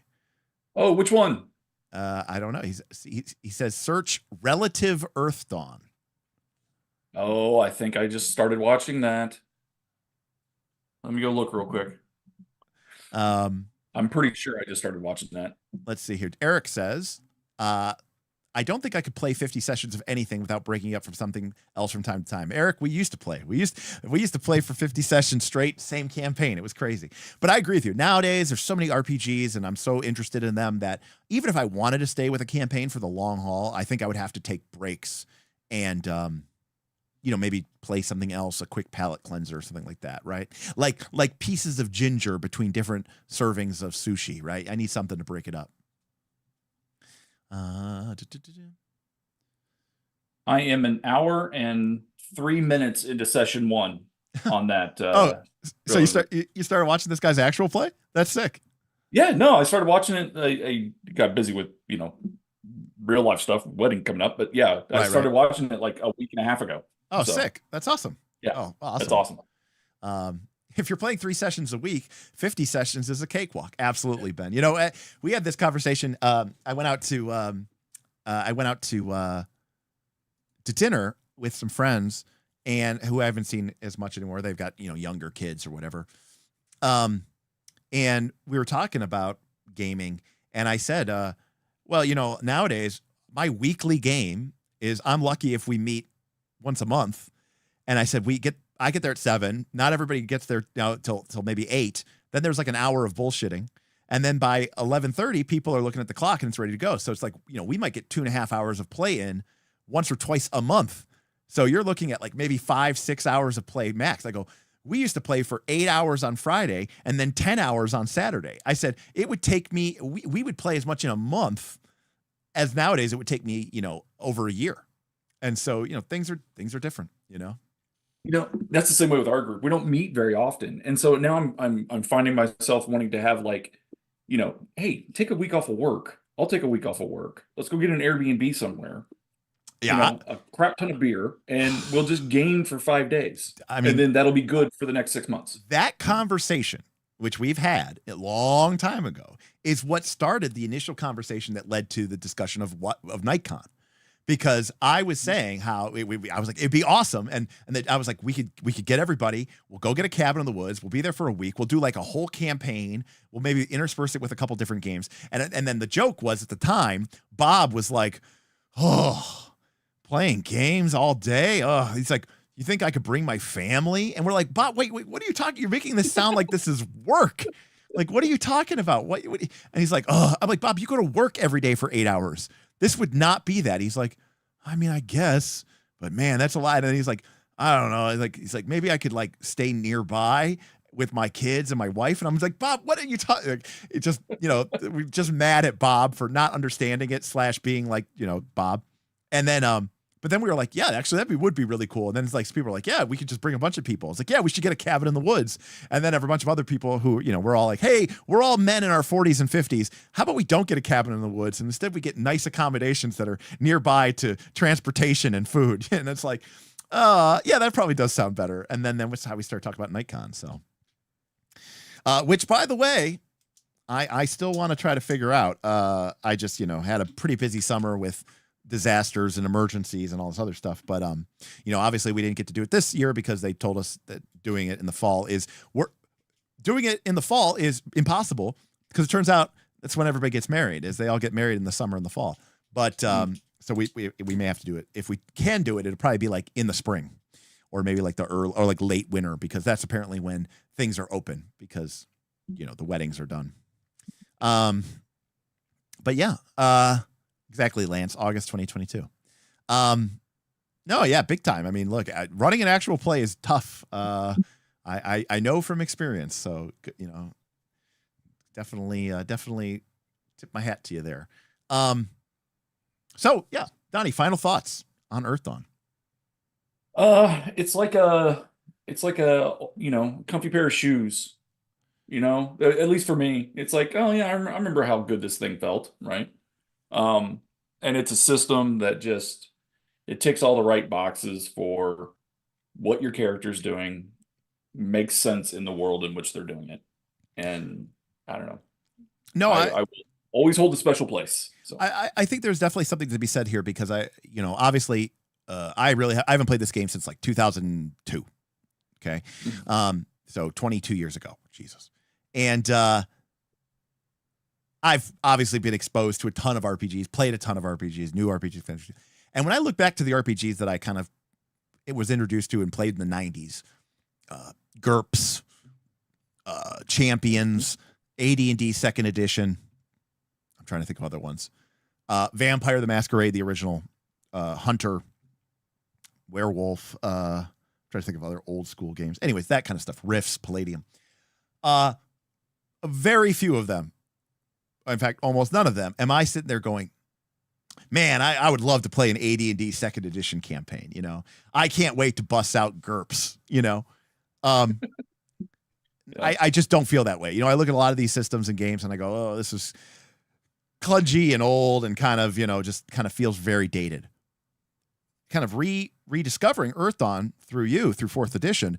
I'm like, look, this is totally trad. It is totally based on when the time and place. but it still feels fresh and exciting and new. And even though it's from that time and that era, and even though we're on the 4th edition now instead of the 1st edition, and they have cleaned up and changed things, by far and away, it has pretty much stayed the course. It's not like D&D where they've done some radical departures. They've tweaked, they've revised, they haven't rebuilt. And I go, you know, I don't know that I would necessarily be like, this is the game that I'm going to play, but it would definitely be a consideration, and I would definitely have fun with it, you know, for a good chunk of time. Like this is, whereas I'm never going to probably play GURPS ever again, you know, whereas Earthdawn, it's like, yeah, this system still kind of cooks, you know. I think it's awesome. It does. And like you said, there's nothing else. I mean, you know, yeah, maybe I might want to pick up Werewolf every once in a while, but very few of those that you mentioned, you know, you just don't want to play them. So Damien says, sorry, Damien had a super chat. He said, running an AP is real hard when your asshole fans tip to end it. I don't know what you're talking about. You don't know what I'm talking about? No, nothing. You missed that one? Yeah, I mean, whoever they were pretty cool. But I mean, obviously, you know, they had to be working together in some sort of administrative group, perhaps a council. Right. You know, it's so funny to me because, you know, we made the purpose of an actual play for us was to create a fun way for us to share the gaming experience with the viewers, right? With the community. And there were so many people that were so mad about that. And it was like, but it was so weird because it was like it's almost like they felt like I owed them like the ending of that campaign, and it had to be the way they expected it to be, you know? And where it's like, well, no, but everybody who was playing along and laughing at the misfortune, like we're having fun with it. That was the point of it. The point of it wasn't to play Pathfinder 2. The point of it was to make an entertaining bit of online content. And you know, some people did not understand that. Ben says, there is no Dark Council. There is no Dark Council in Ba Sing Se. But no, you know what, Damien? It is true. I will say that, you know, and we did this kind of as a, I don't want to say we did this as like a fuck you, but we kind of did it as like a, okay, fine. You know, because I don't know, what do I want to call it? It's not like a serious troll. That is something that we do a lot, right? Where we're trolling people by being like, all right, fine. We will make a 50-page document, but be very serious about it, but we're doing it to troll you. When Rise of Runelords ended, we're like, okay, fine. We will do another Pathfinder 2 campaign, and we will play it straight, and there will be no Wheel of Pain or Wheel of Discord, and there will be no voting to give players hero points or whatever like that. We'll just play normal Pathfinder 2, and everyone's like, yeah, exactly. And then we did that, and it made a fraction of the money. Like I'm not even saying like it didn't even make 10%. And the reason is because it was boring. Because I'm not Becca Scott or Matt Mercer. Like, nobody wants to watch us. The only reason people watched us is because it was ridiculous and it was over the top. You know, nobody was sticking around for Bob's amazing role playing, right? Of him going, I'm like, Bob, give us a really cool description of what you're doing this turn. Map attack, you know, like, or Matt Holloway stumbling around in the background drunk trying to fish a beer can out of the cooler, you know, like, you know, people weren't signing up for that. You know, they were signing up for the ridiculousness. You know, exactly. Yeah. Sire, who I don't recognize your name, so you know, maybe you're relatively new to our channel. He says LMAO. They tipped to have it ended. Yeesh. No, they tipped to have random bad things happen to the party in such a sequential order that eventually it did kill them all. It was repeated and rapid. Yes, it was repeated and rapid, which is exactly right. Michael says, not that I know what you're talking about. FASA Earthdawn 4th edition Kickstarter pledge number 699. So Michael's a true fan. Good for you. Ooh, yeah. I need to be the Larry of Let's Plays. That's a good point there. You got to do something to get the bums in the seats. Yeah, Eric. And you know, I know we're kind of off topic here for the Earthdawn, but the thing is like, look, I understood that like I am not Matt Mercer, and my players are definitely not the Critical Role team. I am not the Dimension 20 people. I'm not even the Glass Cannon people. You know, so I can't compete in that space, you know, of really epic storytelling with dramatic character voice acting, nor are all of my players essentially basically stand-up comedians capable of just like generating the, greatest one-liners of all time. So we can't compete on that scale. So we have to compete on something else, Damien says, I joined because of Bob's incompetence at RP. I mean, right. We turned it into a meme, right? Like it became a thing, right? Bob's underwater arrows was a classic. That was worth the price of admission for Quest of the Frozen Flame. The two bows. That was good too. The two bows, right. Elia says, very noble of Derek to take the blame for Pathfinder 2 being a boring system. No comment. I will say Quest for the Frozen Flame was a disappointment. The adventure itself and me having to end up rewriting a significant portion of it. So I still get people going, when are you going to go back? And I'm like, never. Anyways, well, we're going to come back. We're going to talk about Earthdawn some more. Donnie's got a wedding. His daughter's getting married, so it probably won't be for right away. But, probably maybe before the end of the year, during the holidays or whatever, we can have Donnie back on. Maybe we could talk a little bit more about the spell casting and the thread weaving, because that's kind of it. That's kind of like, that's 201. That's Earthdawn 201. We could maybe make a character. We could talk a little bit more about thread magic and how that works with the items and the patterns. We can maybe even look at some of the disciplines and some of the talents a little bit closer. Maybe some of the monsters and some of the GM type stuff. Because there's a lot of stuff to look at. But I could talk 6 hours on lore. Right. We could definitely spend more time on the lore and some of the history of all the stuff. Like, the Bloodwood is just one drop of lore in an otherwise, completely a crazy world. So, yep. But yeah, so thanks everybody for hanging out. Thank you, Donnie, for stopping by. Appreciate it. Thank you to everybody who came in and supported us this evening. We had super chats from Damien, tips from Boothby, Sarak, Scott P, and Mr. Ben A himself. So love to see it. Love to get the support. And again, we'll be excited to see this. We're going to be back with an Earthdawn stream, part 2. And, we did probably well enough. We'll probably finish off the Ranger before the end of the night as well, because end of the year, just because I'd like to wrap that up myself. And plus, I really want to talk about the Ranger because I feel like the Ranger has had great disservice done to it over the course of the years. So Cyrus is glad to be here. Pretty awesome channel. I like to think so, Donnie. What do you think? It's all right. It's all right. Yeah, Cyrus, we're actually... It's my favorite online community. There you go. Asire, we're actually celebrating our 4th anniversary as a channel this November. End of November is when we 4 years. Our Patreon's been around for about 3. We're doing some giveaways and people are cashing in their tickets to try to earn prizes, and we're going to do some big ones. I think I'm going to do a $500 giveaway, Donnie. So definitely keep your eyes peeled for that one. Because I've got some people. I got so many tickets, man. You got to let me sign up twice. Well, I was like, I got some people who have been heroes or exalted or legends for over a year. They have just 1,000+ tickets. 2,000. So I want to have like a big giveaway, and it's like it's like drive through RPG for life. That kind of thing where it's like. I think the last time I looked, I'm at 3,500. So Donnie's been one of our.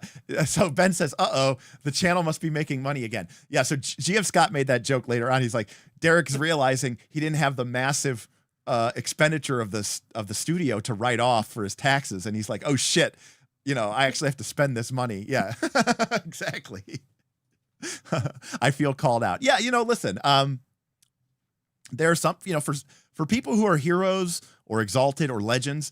The whole idea is that you basically are supposed to have enough tickets to be able to, get whatever merch you want and buy, play in whatever games you want. And in the case of these giveaways, be able to enter them all. I mean, that's my reward back to you for being such a massive supporter of the channel. Obviously I appreciate everybody being there, and I, absolutely love handing out tickets to people who run games. But, at the end of the day, especially when we had pretty significant cost outlays each month because of our rent and all the studio costs and all this other stuff, and I was paying all the people who are on the show. It was that support. It made the difference between me being in the red and going and doing this channel, 50 plus hours a month and being in the red and losing money versus, me being, neutral to make money. Yeah. GM Scott bought 4 shirts.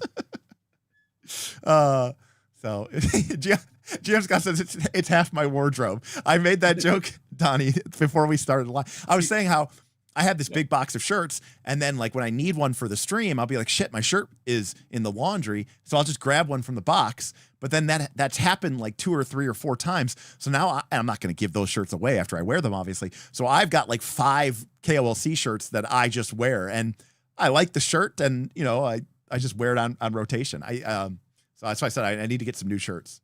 It's actually a really comfy shirt. I like it. I did not cheap out. Now let me be clear. If I showed you the original shirt that Bob got made, right? It's fallen apart, because Bob got the cheapest shirt that you could possibly get.